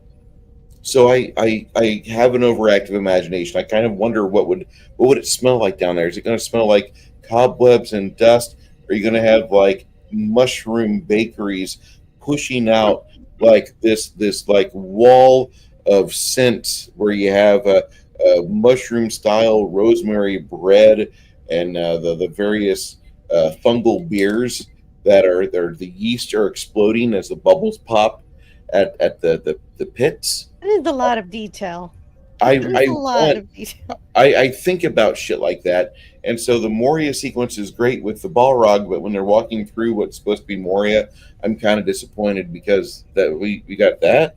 I shouldn't overlook it, but at the same time, I started watching the Rings of Power only for the fact that if you mute it and you put your own dialogue in, you see the people like pantomiming like they're trying to talk or act, and you just put your own story in, it's a hell of a lot more enjoyable than the actual show, because it's a beautiful show except for the outfits, but everything else, like the scenery is good, the swords look all right, the magic looks kind of good. But if you watch the show, the Rings of Power absolutely makes you want to just Kurt Cobain yourself all over the ceiling. Yeah, thank you. Yeah, I will not watch that. I watched the first 2 episodes and that was enough for me. Nim in the chat says they nearly had Arwen showing up at Helm's Deep. Sorry, it could have been so much worse. No, you're totally fine. It is your turn, actually, for your number 3. My number 3 was what? I thought I just did my number 3. Oh, you did. You did. That's right. We got a whole thing from Wes Cagle, so I felt like he went again. He was supporting Scotty in a different way, kind of way. Anyway, and so my number 3 is that other War of the Worlds that was terrible, released this year, the 2025 War of the Worlds, it was a Zoom call. Basically, we could produce the War of the Worlds right here on this channel. That same movie, and it would be the same thing. You just get old war clips and insert aliens in them. And that's basically what they did for this movie. And it's terrible. It is a product of the pandemic, and I want to forget I ever saw it, because I actually like Ice Cube, so I don't want to remember him doing this movie. And it was just mostly just him putting in passwords and calling other people when he needed a password, and then it becomes an entire Amazon commercial where let's fly a drone to a homeless guy and pay him $1,000 to fix the drone that needs to get the thumbnail to where Ice Cube is working, because he's the only employee there for some reason, and he gets fired and he loses his access, because this movie's all about passwords. Can you get through? No, you just got fired, so you can't. But oh, wait a second, my son is anonymous or whatever. He can get me. He gets me back in to the system, because that's the movie. And then my daughter is a super smart with biology or something, and that also helps too with defeating the aliens, and it was not good. It was also like a Verizon commercial because sometimes they couldn't hear each other, and so they tried to make it a family movie, and there was no emotion in it. It was just Ice Cube screaming at his computer. Mm. And that's it. That's the movie. Bill, I'm not It going was, to ever. Did you see it? No. Okay. Yeah, No, don't I saw see the it. trailer. Nobody's I saw Don't the see it. trailer. And that was enough. Yeah, it's a waste of time. That's my 3. What about you, Lance? Been my number 2, wouldn't it? I think. Are we on 2 now? No, we're still on 3, I think. Are we? Still on 3. Yeah, we're on 3. I have mine ready. I'm trying to be organised. So I've just dropped the IMDb link for it in the chat. So my next pick is a sequel to one of the best British action films ever made, which just had its 40th anniversary re-release. So I got to see the original film in the cinema last week, which is called The Wild Geese, which stars Richard Burton, one of my favourite actor of all time, Richard Harris, Roger Moore, Hardy Kruger. That film is absolutely fantastic. About a group of over-the-hill mercenaries that do one last job. They get betrayed. They have to fight their way out of Africa. Lots of them get killed. Written by Reginald Rose, who wrote 12 Angry Men. So it's an incredible movie. And if you haven't seen it, you should watch it. It's a little bit dated in the first 20 minutes, half an hour, but once the film gets to Africa, and once characters start dying that you actually care about, it's really quite something. So they were all geared up to do a second film in 1985, and Richard Burton was due to reprise his role. And about 6 weeks before they started production, he died. So, but the script for Wild Geese 2, Scott Glenn replaced him. And it just sucks because it's about breaking out Rudolf Hess from Spandau Prison, which is a nonsense plot to begin with. Wow. And so all the action is kind of very confined. It sort of becomes like a Cold War movie. And the first film has got some of the best action scenes like ever staged, and really good, really well directed action where you can follow what's going on and who's getting shot and this kind of thing. The second film is just pants. It's so disappointing, and they were going to do a third one, which actually I got to pitch to Ewan Lloyd, who was the producer of both films. I got to pitch him the third film, but then they couldn't get financing for it, so. The second one was so bad? Yeah, and it's one of the last films of Laurence Olivier, just before he died. He plays Rudolf Hess in it. But it's just very good. It's an okay sort of Cold War thriller, but it's just like, as a sequel to Wild Geese, it just sucks.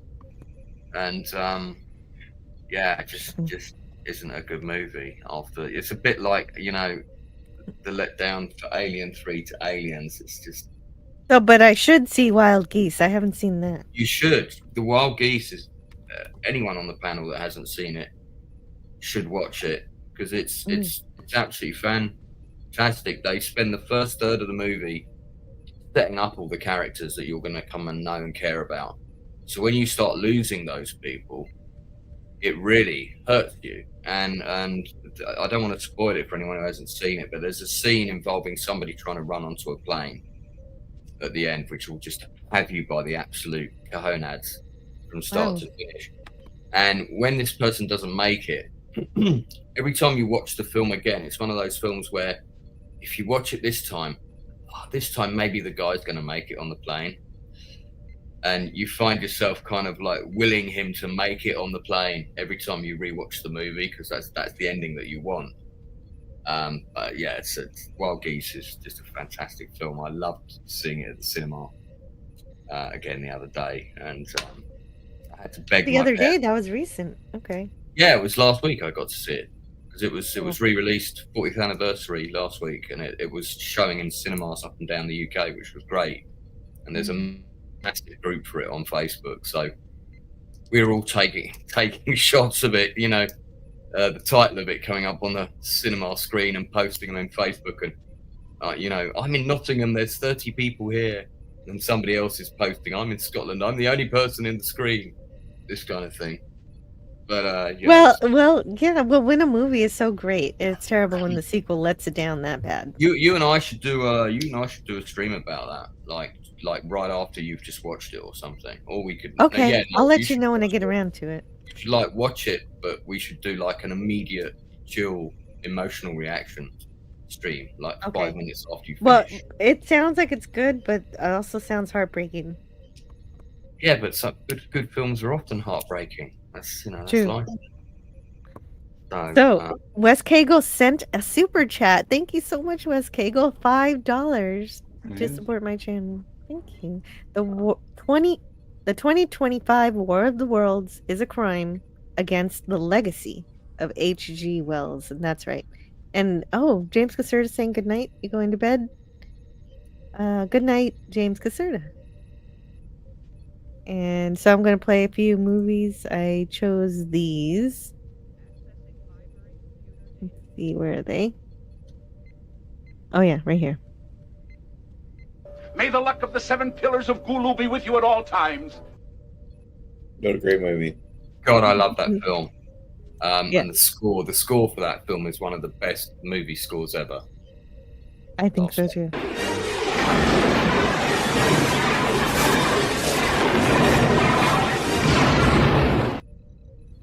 What do we do? We die.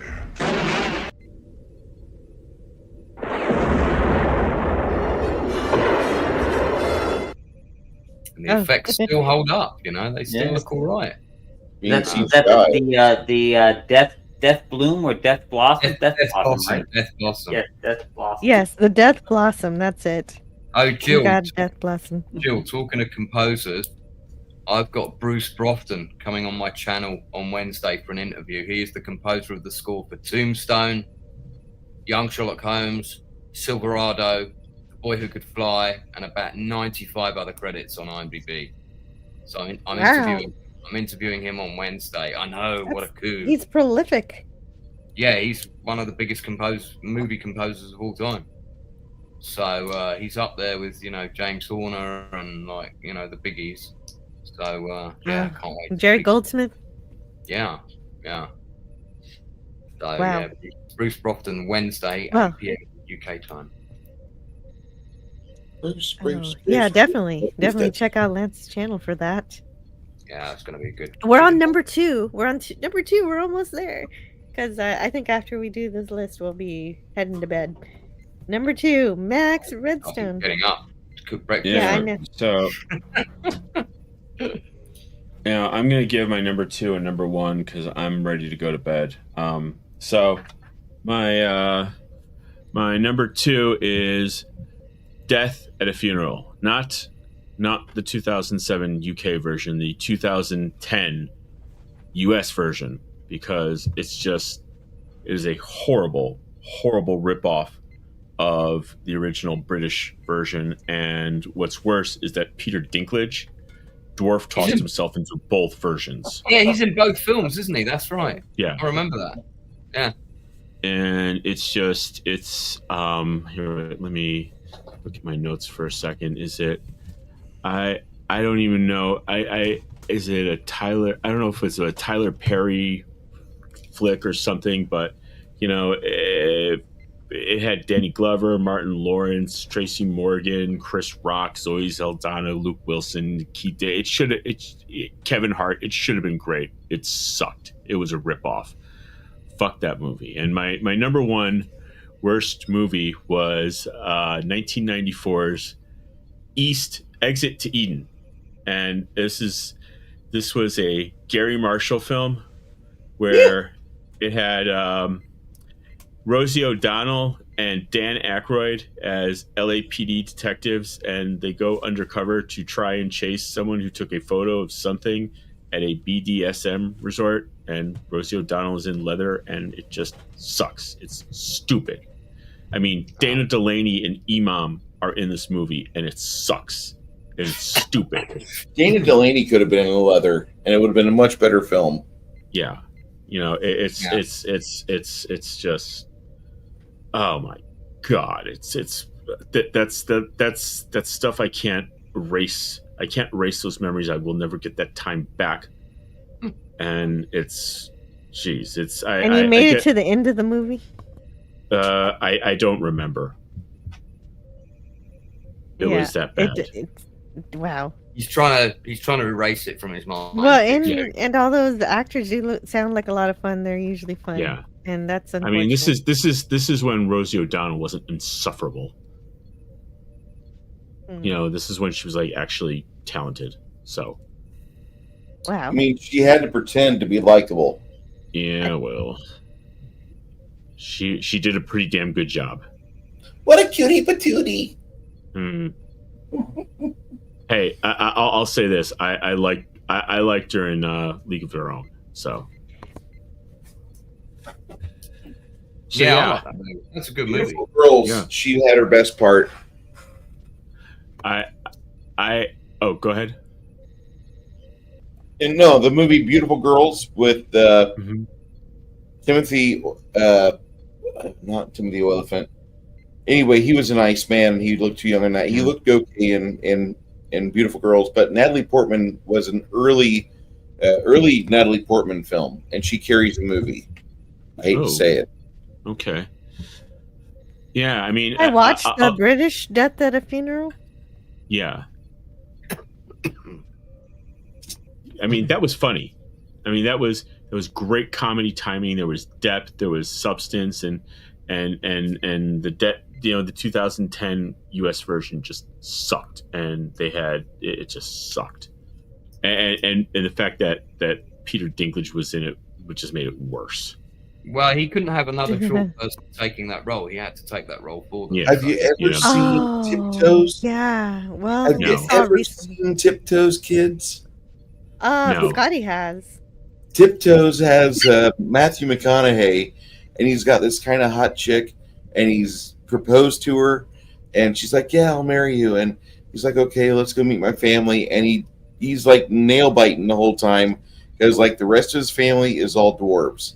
Peter Dinklage is in it, other dwarves are in it, but the best part of this bad movie, and it's a bad movie, is fucking Gary Oldman walking on his knees throughout the entire film. Oh wow! I'm looking at the. Yeah, that's what I've heard about this movie. Tiptoes is so horrible, and then you have like this great cast doing the worst things. This is worse than Santa's sleigh. Oh, it's great. I mean, it's so good. Like that movie. I'll say. I mean, I'll close this. I had just one other thought on Rosie O'Donnell, and you know, I like League of Their Own better than Bull Durham as a baseball movie because of Susan Sarandon. So anyway, and there you go. Those are Max Redstone's opinions on movies. Thank you to Scotty, who has left the panel. Hopefully he found a bed. Yeah. Good night to him. His going off.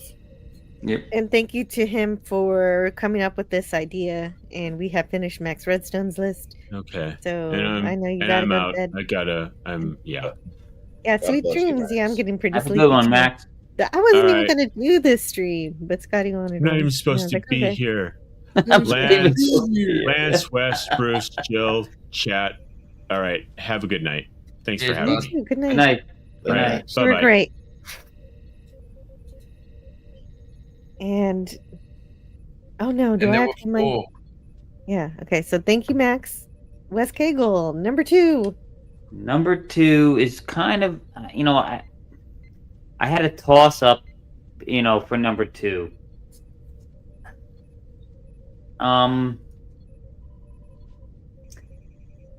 But I think I have to give it to it was a toss up because there were 2 films. There's only ever been 2 films that I actually walked out of the theater. And one of them was Jason Takes Manhattan. It was god awful. And the other one, I think I have to give second place to this one, because not only did I walk out of the theater, but I demanded a refund, and it also killed the franchise for me, and that was The Last Jedi. It was bad. It was not Star Wars. It is to Star Wars what the filth is to Star Trek. I'll leave it right there. It's just garbage. It drove me. Yes. It drove me away from Star Wars too. Yep. It made me not actually. I've never even watched The Rise of Soy Woker. So. Stealing my choices here. We all might put that one at number 2. I don't. It's not my number 2, but it's on my list. You heard earlier. Yep. So Bruce, what is your number 2? That one. Okay, James Cameron has made 3 movies that, for me, it made hard media a necessity in life, because if you have seen Aliens and The Abyss and Terminator 2 in theaters, you only really saw like 80% of the ideas that James Cameron had. Once DVDs and Laserdiscs were put in production to write these movies, they had the wonderful ability for the director's cuts. And those 3 films define the Gen X joy of hard media, because the special effects or the special features, the extra footage from these movies makes it almost like you're watching like the chosen bits that the director and the editor fought over and the director lost. Or maybe the studio won because they mandate like you can't do more than a 2-hour, 17-minute movie. Nah. Well, the DVD fixes that. And so I love The Abyss. The Abyss is one of my favorite films. It's easily in my top 30 of all time. And it's not The Abyss theatrical cut, because the theatrical cut is terrible. I love the director's cut of The Abyss, but when the aliens kind of have this super weapon deployed, and they almost destroy all of humanity with these gigantic tidal waves, and then they stop at the very end and they negotiate with Ed Harris's character, and only because Ed Harris's wife and him are fighting and they're verifying their love and validating why they feel the way towards each other. That's one of the main reasons the aliens decide that we should be able to foster and to be allowed to continue, because they just think that we blow shit up, and they start showing us television episodes and movies where we just blow up everything that right now has to die. And Harris is like, that's only part of it. We do love right, and it's a very good movie. But then me and Janet were like, we're going to watch The Abyss, and I asked Janet, do you want to watch the theatrical version or the director's cut? And she's like, we'll watch the theatrical version, because that's the one I know I love. And at that point, I felt part of my soul die. And I'm like, fine. And so I watched the theatrical version for the first time in like 25 years. And that movie sucks. That movie is like one of the worst films that I ever mistakenly ever appreciated, because the director's cut fills in the story gaps. It brings a lot more characterization to each of the other characters. It lets you see the goings on both above the sea and below a lot better. And then the entire sequence with the aliens, that is so much more fleshed out. You got like 26 minutes of extra movie. And The Abyss director's cut is so much a more superior film. It actually should be taught in film schools. Here's how you do it. But watching the theatrical cut, after knowing this much superior version exists, I've never ripped into a James Cameron film like I did on that review. I'm like, good God, this movie was not complete and total garbage. It has some good ideas in it, but it's not fleshed out, and I'll explain why. And Janet the whole time is looking at me like I'm the devil, because like, we didn't watch that version. We watched the theatrical version. We're supposed to pretend like that's the one that exists. I'm like, no, The fucking director's cut's out there, and it's amazing. Oh my god, you chose this version. You chose Death. That's okay. We review it. Here's my review. It gets like a 70%. And Janet was just aghast because she's like thinking this is like a 9.3 or 9.4 movie, and I'm like, The Abyss, theatrical? No. So go ahead. Beat my ass, Chad. I know you don't agree with me, but that's fine.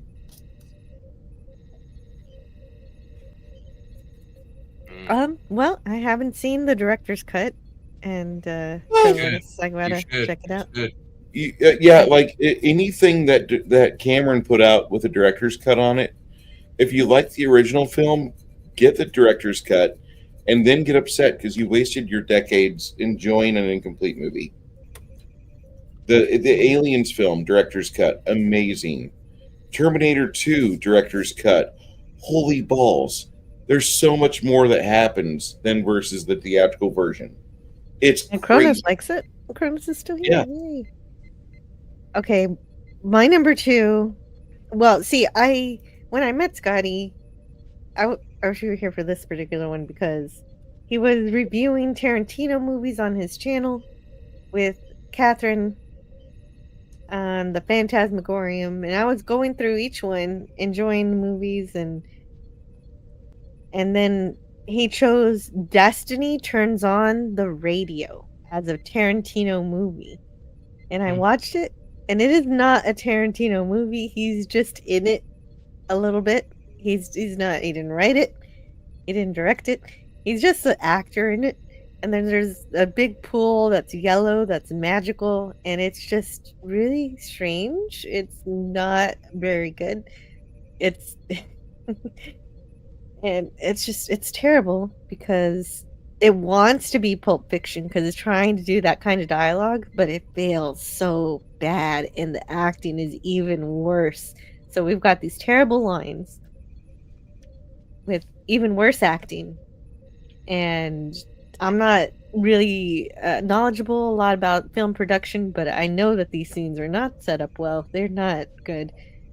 There's no this director, this was his only movie, and it shows.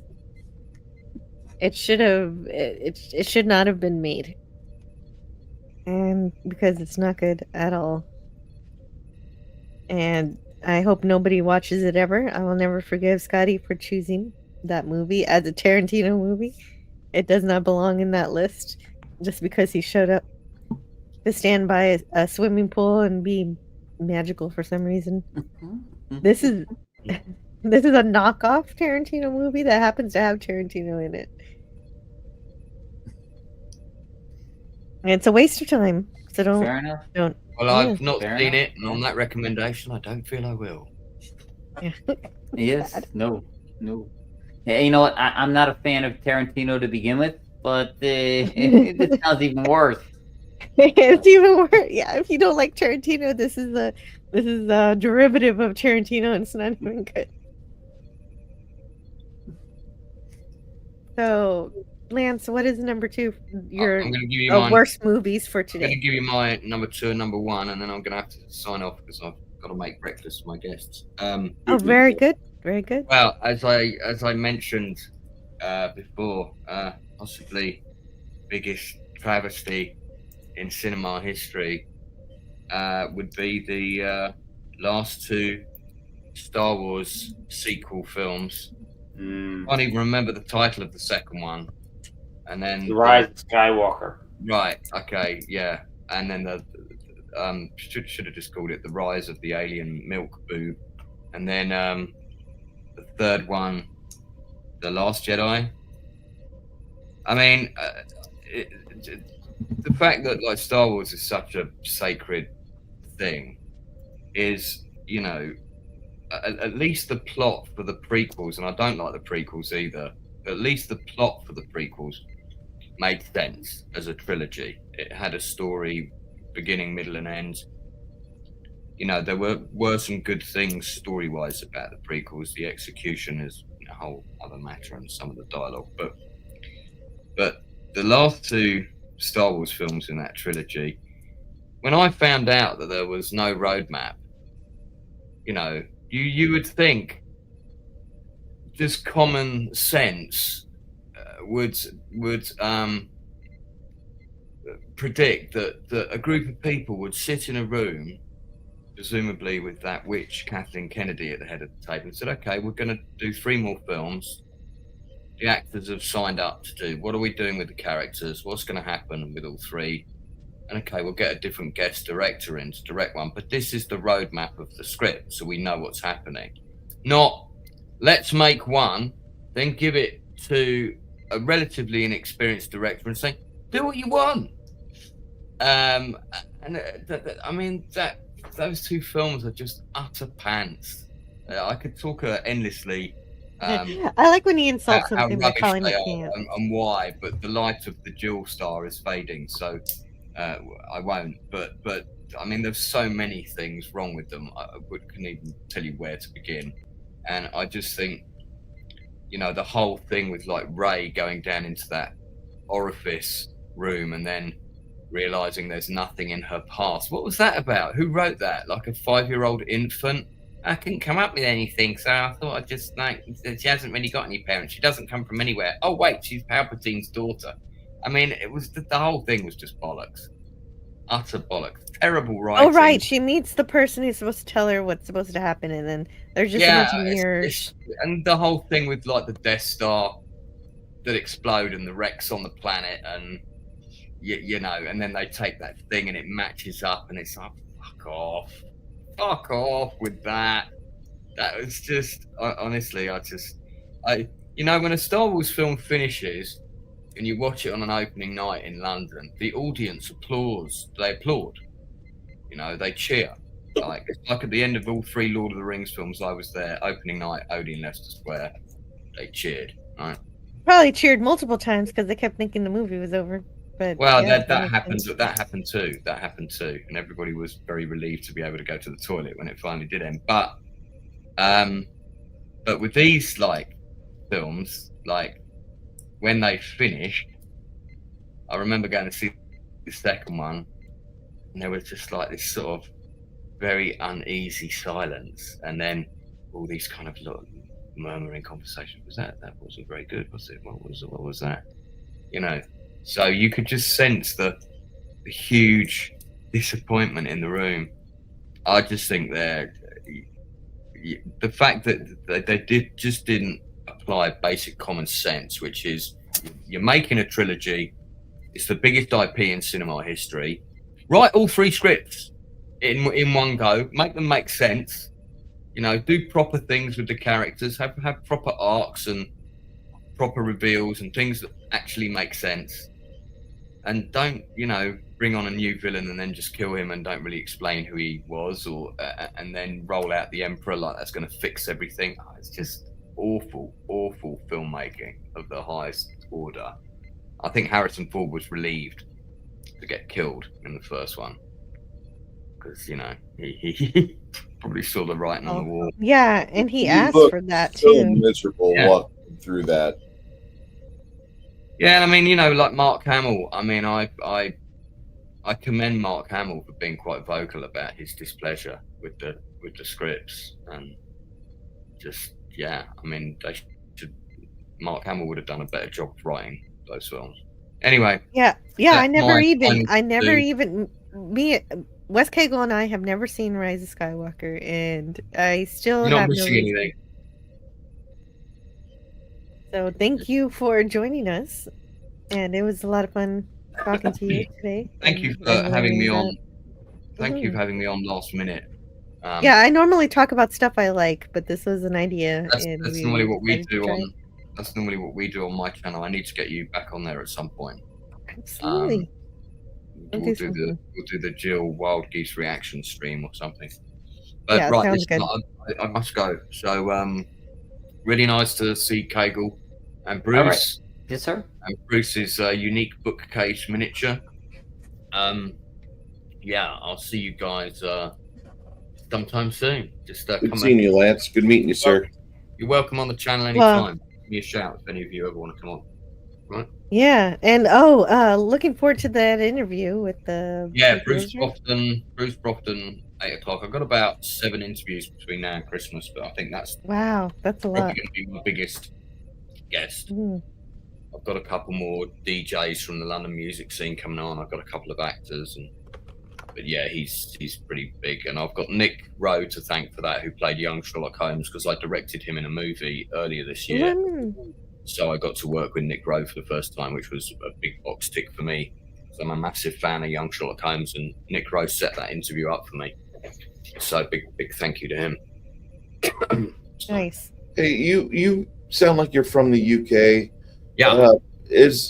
I understand that Future Sound of London has broke up, but I've heard rumors that they'll go kind of singly, or maybe just kind of meet up at a club and get asked to spin a few discs. Is that true? You say the group's called Future Sound of London? Yeah. I have heard of them. Yeah, it's like electro. Yeah, they're EDM. They were popular because of a game called Wipeout, or a game series called Wipeout on the PS. Yeah. Well, there's a massive resurgence of the rave scene in London at the minute, but it's all day raves. They start at 1 p.m. lunchtime. I mean, all the guys going to it are like 50 years old. They got to go to bed at 7. That's why I go every Saturday, but it's a day rave. That's why I'm back early. So, and it's quite possible that they may well play on that scene, but I don't know. I haven't seen them on the lineup for anything, but yeah, that may well happen. A lot of people are doing little revival things because there's money in it for them, you know. So there you go. Oh, that reminds me, I am going to put beans on my toast very shortly. Thank you for reminding me that. Do the Evolution says from the UK, stop putting beans on toast. I'll be putting beans on my toast, and then about 35 minutes later, I'll be going. Very cool. Yeah. All right. Right, I'm out of here. Jill, lots of love. I'll speak to you soon. Yes. Talk to you soon. Thank you for joining. Talk to you later. Bye. And that was Lance from Nowcast Creative. Does lots of fun interviews, and I've been on. Oh, which one was it that I was on? I went on an interview with Lance where the Critical Drinker was there too. And it was Laura Banks. That's it. Laura Banks from the Wrath of Khan. She was Khan's main girl, and she wrote a book, and we talked to her about stuff, and it was really good. He does a lot of great stuff and interviews. And so he finished his list. Did we do your 2, Bruce? It's getting late. My number 2 was The Abyss. Yes. That's right. Okay. So let's do it like this. Oh. And Wes Cagle, your number 1? Yeah, my number 1 is going to probably rub a lot of people the wrong way. Although there's only 3 of us left here, so I rubbed 3 of you the wrong. Well, they have to listen on the rewind.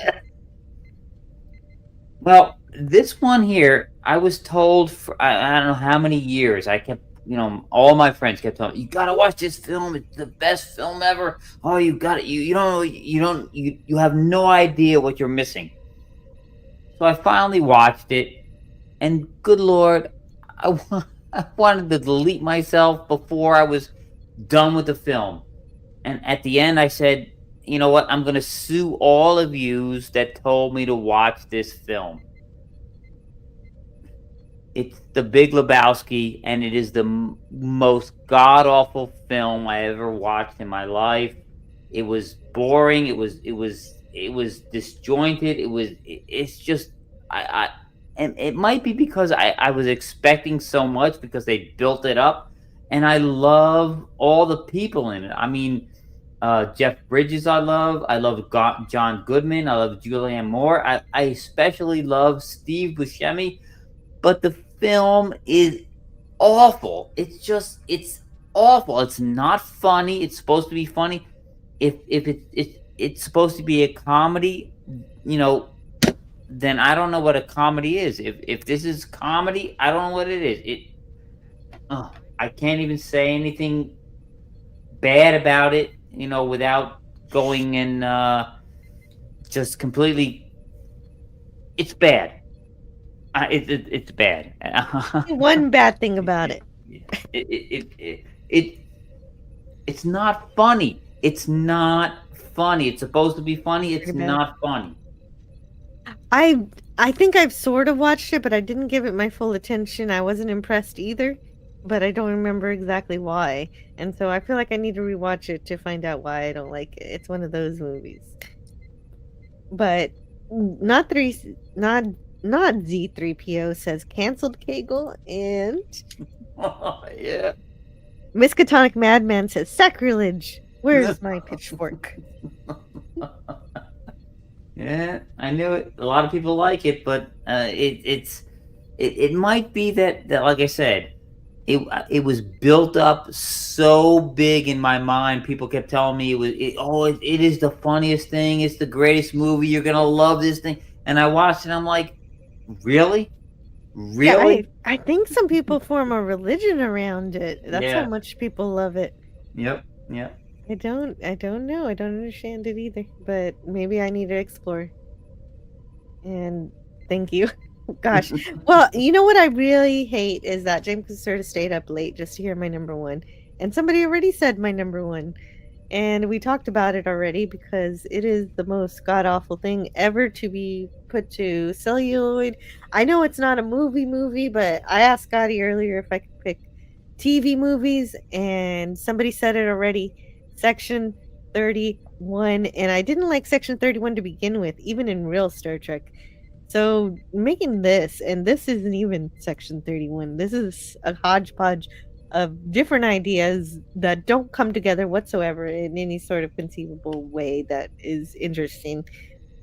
And it is the worst. I hardly ever talk about the filth on my channel, but I do review this movie. But I don't want to advertise it, so I call the review This Ain't Star Trek.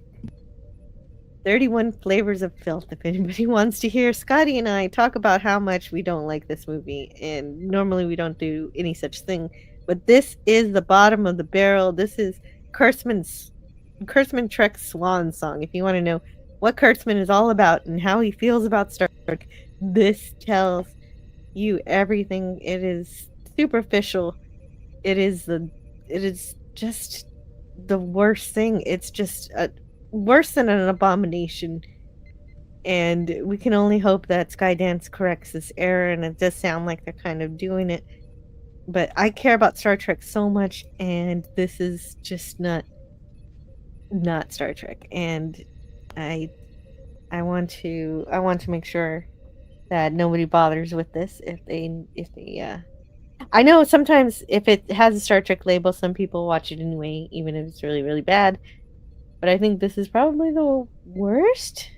I think there might be some very short treks where they're making fun of the animated series, deliberately being cruel and unfunny. And yeah, being unfunny is pretty much a big crime. I agree with that. And they do that there. But at least those are over in less than 2 minutes. This was was it 2 hours? It was too long. Yeah. I don't call it Section 31. I call it Section 8. Why do you? What? Well, you know what a Section 8 is in the military, right? No. You get discharged for being insane. Oh, like in Catch-22. Yeah. Okay, great. But this movie's just everything that shows that Kurtzman doesn't know what Star Trek is and never cared for it and just wanted to slap the label on whatever he wanted you to like. And there's the filth and there's the bottom of the filth.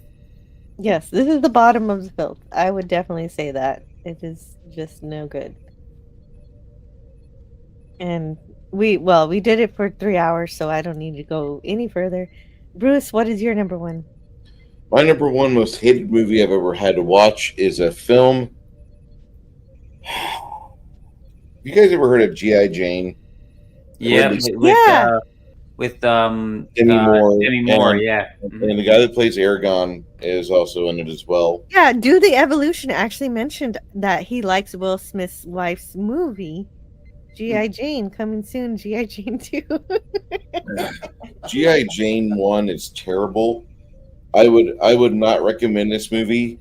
It is social fiction, science fiction. It is not based in fact, because you can't have an actual military unit go into Bud's training and graduate within like 6 weeks and everything's good to go. We're going to do stuff, go blow up the bad guys, whatever.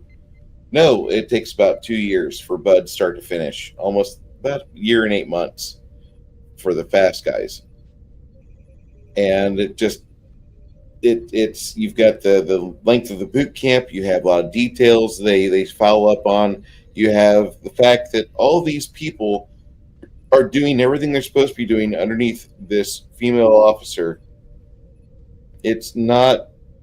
It's fictionalized. It's how they want the world to be, where all the white guys are under the thumb of the boss babe chick. It's before woke was a thing. No, woke was a thing for a long time, and that movie proves it. So I would recommend, if you hate movies with a message, don't pay for G.I. Jane. There's plenty better movies out there. I rated the movie a 24 out of 100. It was terrible. And the only good part about the movie, there's one scene they actually get right, and that's where you have an officer, a lieutenant, played by Demi Moore, and she gets them lost when she's using a map and compass, which is absolutely correct. Every time I've seen a navigation operation going on and there's a lieutenant of some sort, the people suffer when they're there. That's all I'm going to say. That movie sucks. Was Viggo Mortensen in it? Because Viggo Mortensen as her drill sergeant. Okay, because Cronus Yeah, was mentioning Aragorn's in G.I. Aragorn's in it. Yeah. Oh wow. Okay. Wow. Yeah. No, I never saw that. I saw the cover of it. No, if That's you how want a far I got. military training kind of boot camp film, that's, in my opinion, better. Officer and a Gentleman. Much better. Yeah, that's a lovely movie. Oh heaven, we did it! We got through our top 10 worst movies, and it only took 3 hours and 51 minutes. Hooray! I had Oh, fun here. goodness. Thank you, Jill. I Thanks for had letting me- fun too. I didn't know how good of a topic that was going to be. Well, here's the thing. If you talk about a movie that almost gets it completely right, but they foul up on something, you become better articulating your arguments and filling in the gaps and where the movie missed you. So I think that's what makes makes the topic interesting, because I often Exactly. like to talk about what makes a story great, but also talking about what makes the story fail could also help people figure out how to write better stories. Yeah. Sometimes the movie just rubs you the wrong way, though, and you can't articulate. There's nothing particularly wrong. It's just there's just something about a film. It might be the actor, it might be the directing, it might be the script, it might be any number of things, and you can't quite articulate it though. That's true. That makes sense. And but we did make it through this particular thing, and I think it's just, if you write characters that nobody cares about, that's going to hurt your movie. I think that happened a lot in a lot of the movies we talked about today. Yep. Thank you for letting me be here. Yeah, you're welcome. But of course, I've got to sleep at some point, so. Yeah. Oh man, Scotty's alive. Nice. Scotty's alive. Yeah. He's alive. Scotty 5 is alive. Yes. That's great. He's not coming back, but yeah, he's alive. This is great. Good news. I gotta sneeze. Just a second, guys.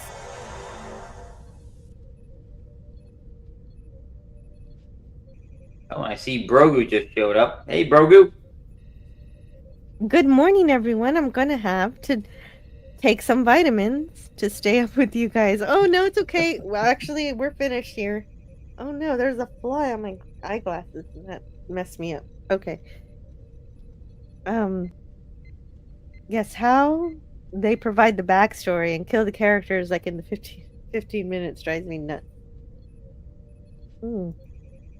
Thanks for keeping us up, Jill. You're welcome. I'm glad I could keep you up. Then if they don't like how they give the backstory and then kill the character 15 minutes off, do not enjoy Steven Seagal an executive decision. Has the man made any good films? That's the best film he's in. He dies 15 minutes in it. Goodness. It's What great. is even the point? Kurt Russell's in it. Oh, all right. Stallone. Okay, so there was some honorable mentions here in the chat, and Nem thinks that Stallone's Judge Dredd should be on someone's list. He thinks it's appalling. Yeah. I am the law. They did get the motorcycles right. The motorcycles looked really good. Peeper says, I've got the rest of the movies. I'm doing a watch party of Monty Python tomorrow. Wow. I didn't even know you had a channel. I'll have to look into that later. Unless you're doing a watch party in real life with real friends, because that could happen too. Yep. And of course, we're real friends, but I mean 3D friends. That's better. We're in 2D. Lemon Pie says, well, he tinkled on himself according to a story, the one Max is telling. Wait, I don't even know what. That's the that's the Steven Seagal pooped on himself at one point in the filming. Oh my god. Like the character was supposed to do that, or he accidentally did No, he did because he was choked out, I think, right? I think that's sure. what they were saying, yeah. He said he couldn't be choked out. Yes, and I'm just looking for anybody else. I think I tagged anytime somebody said they didn't like a movie. I didn't like Stephen King's The Night Flyer, RoboCop 3, and Alien 3000 movie. Yeah, you know, if we're talking about Stephen King films, I like Stephen King films, but there was a TV film that they made of the Langoliers. It was god awful. It was bad. It was really, really bad.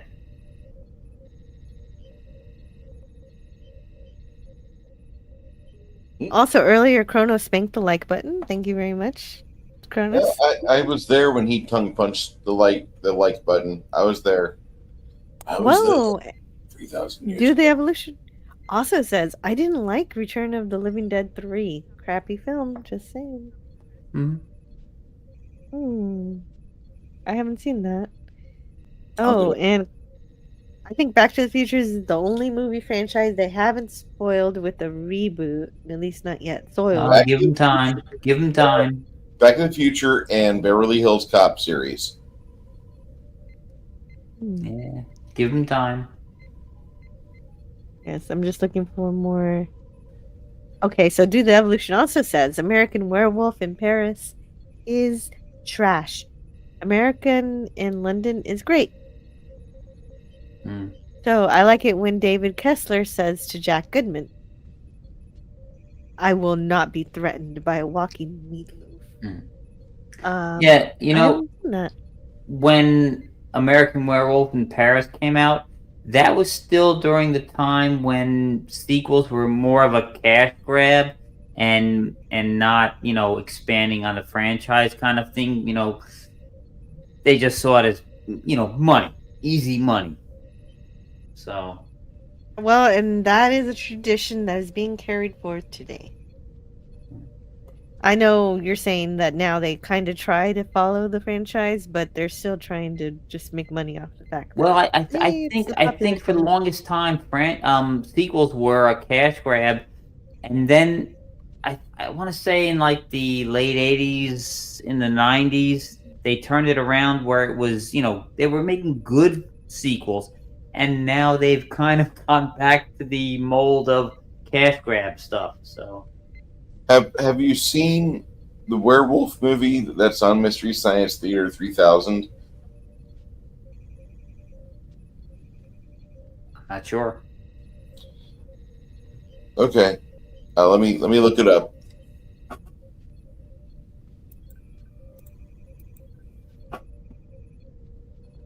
But thank you, Do the Evolution, for adding more movies. I'm not sure if Kimberly is saying that Kimberly hates the Care Bear movies or what, but it's just kind of a funny idea to think about. James Caserta walked out on Prometheus, which is fair. Yeah, it's not a good film. Not Z3PO walked out on Farce Awakens, excuse me, A New Hope, and Littlest Jedi. So if you want to watch a movie that's fun, it's probably not that great. But that's the link for MST3K's Werewolf. The entire thing. They have a channel, and it's a lot of fun. One of the best Mystery Science Theater 3000 shows ever. It's The Werewolf. You'll love it. Oh, thank you for the recommendation. Those are really fun when they're done well. Cool. Nothing is more gross in Quebec, where they pour maple syrup on eggs, bacon, and beans. I'm not so sure bacon is bad, but yeah, eggs and beans. Maple syrup is good on eggs and bacon. I don't want peas on my breakfast. I will talk to you guys later. I must go. God bless you all. Well, alrighty.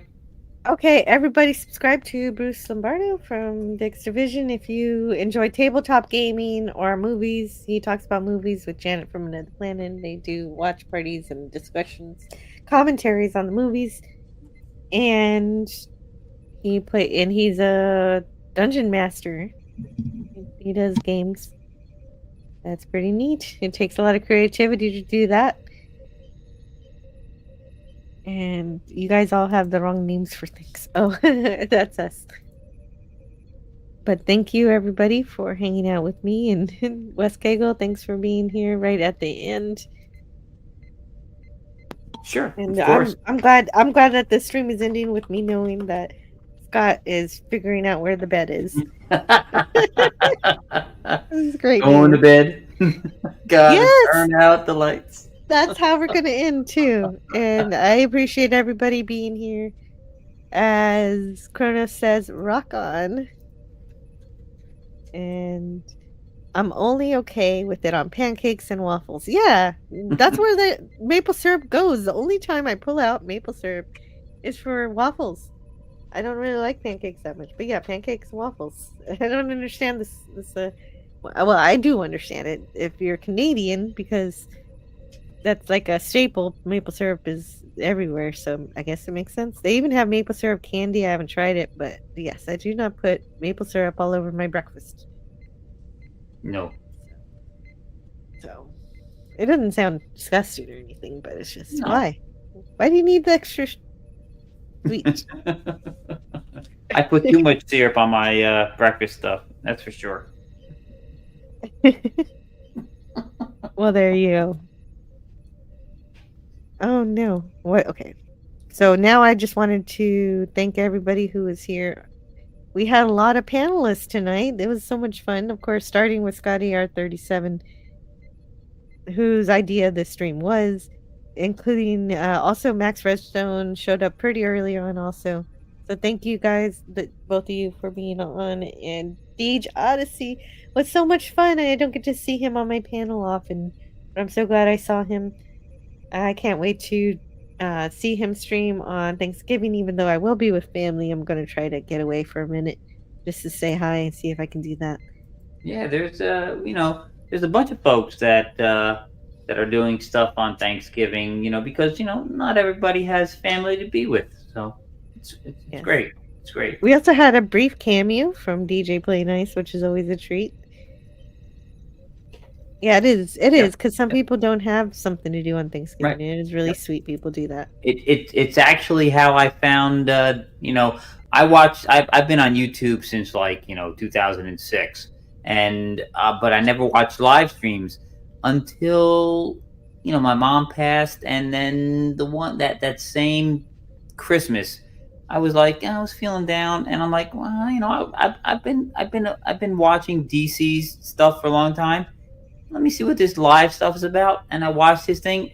I've been hooked since. So, you know, it was great. Me too. Yeah. Well, of course I've been hooked. I am a moderator, so they can't get any more hooked than that. Yes. And yes, he will be doing a live stream every day. Yep. Starting on Wednesday. Wednesday he's gonna have his pop culture breakdown. Thursday he's gonna have a Thanksgiving stream. And of course, we're going to have Friday Night Frolics. So he's one busy guy this week. Absolutely. Yep. And, I know I'm trying to leave here, but I want to thank everybody who was on the panel and in the chat. Lance from the Outcast Creative, thank you for joining us, as well as Bruce Lombardo, who just left. Just making sure I didn't miss anybody. I think that's everybody who was on the panel. Everybody was awesome. Everything was perfect. And then also we had people in the chat. Let's see how many we had. The chat is reporting we had 37 people, including Orphan Zane, Sinister, the Padawannabe, Tiger Stripes, who fell asleep. Hopefully she just stays asleep all night. It was too late. She was sleepy. Sometimes she is up late, but this was not one of those nights. Lance, again, from the Outcast Creative, was in the chat. Old Man Bird was here for a bit. I don't think I talked to him much, but yes. Yes, triple header with DC. I know, that's pretty crazy, and I love it. It'll be so good. Ancient One was here, as well as Nemesis Eden, Rob Wright. Of course, also Apple 2GS, another. Doomcock Wrench. Peepers. Franco Walker. Mikey Sues 4 stopped by, as well as Brogu, not Z3PO. FKHC 2005. Slim Nim. I don't remember what Scotty put in the chat at any point. But he was there in the chat at some point. Euler Greg. Greek Letters Larson was here too. And Ben Frail, Do the Evolution 78, my favorite dinosaur. Apple 2GS. D Odyssey, also on the panel. Miskatonic Madman. Sashi. Kimberly Ann Hart. Nim Nim Nim Nim. And Sashi is still here, as he says in the chat. It's 6 p.m. over here. Well, it is 4 a.m. here, and I should have been in bed 3 hours ago. So we got number 7 at Gavin Blackburn. I think Gavin's still here. Lemon Pie has been very active tonight. Thank you so much, Lemon Pie, for spending some of your time here, not only to enjoy the chat and contribute to the conversation, but also to post links for people. That was really super sweet. I was trying to post the link, and then Lemon got to it first, and I was like, oh yeah, that's what Wes Cagle does too sometimes. So thank you, both of you, for helping out that way. And thanks to James Caserta for hanging out all the way to the end, even though he was trying to go to bed. And so that's number 5. Number 4 was Kronos. Kronos is a very prolific chatter, and any chat is lucky to have him around. Christine Hurt. So then we get the top 3 people, which are typically the people who, in this case, people who sent me presents, some super chats. So we've got Christine Hurt, who sent me a super sticker at the very beginning. It was a cute little line with little pom-poms, and it was super adorable. Then Wes Cagle, who sent a super chat right here, talking about what a crime against the legacy H.G. Wells, the War of the Worlds 2025 was. Yes, it was. Gosh, it's pretty bad. Although I feel like it would be a fun parody if the parody were like 5 minutes. And number 1, which makes sense because is Bruce Lombardo of Dick's Division, because he not only gifted 5 memberships, he also sent 2 super chats. And that's a lot. That's a lot. Yep. That's too much. Thank you, Bruce. Thank you, Bruce, for supporting what we do here. And hopefully we learned something. I don't know. Like We learned a lot about bad films. Yeah. Yeah. Well, it is an interesting change of pace because we always talk about all the things we love and what movie we should see next. True. Sometimes it's interesting to see what we should not be seeing. Maybe that'll help eliminate some things off of people's lists. If you had a certain film on your list, maybe you don't need it on there unless you really And it's can't live funny. without trying it.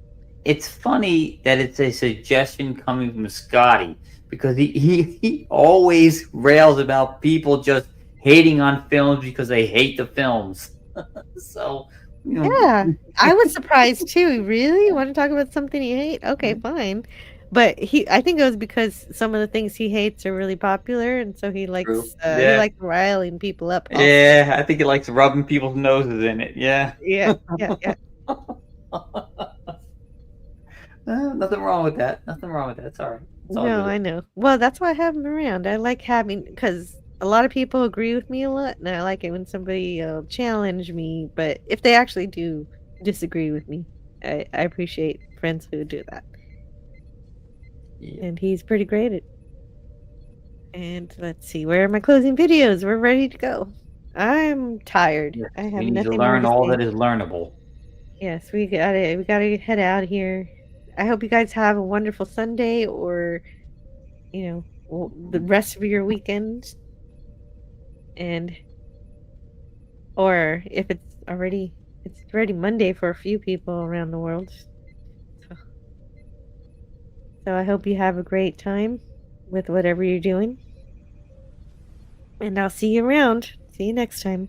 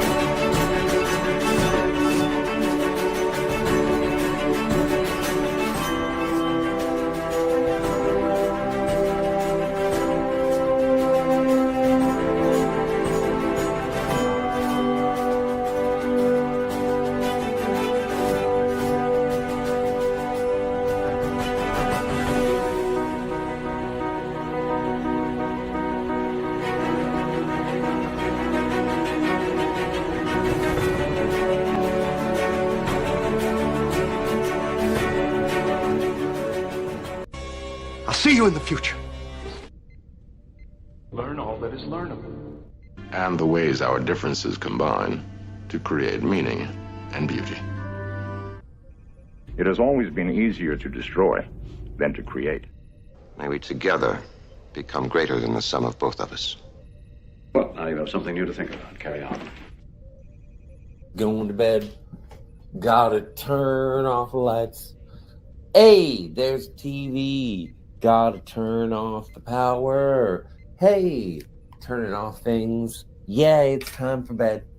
So now, where's the sleepy place? It is upstairs, but I gotta make sure the door is locked, and now it's time for bed. Baxter, he's on the couch. He wonders why I'm singing. I'm going upstairs, and Baxter's coming with me. Just found a little poop. Gonna pick it up with my fingers and throw it in the toilet. Baxter is not to blame.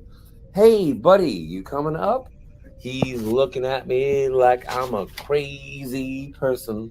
Come on, it's bedtime. Anyway, that's my song. We don't have to be mean, because remember,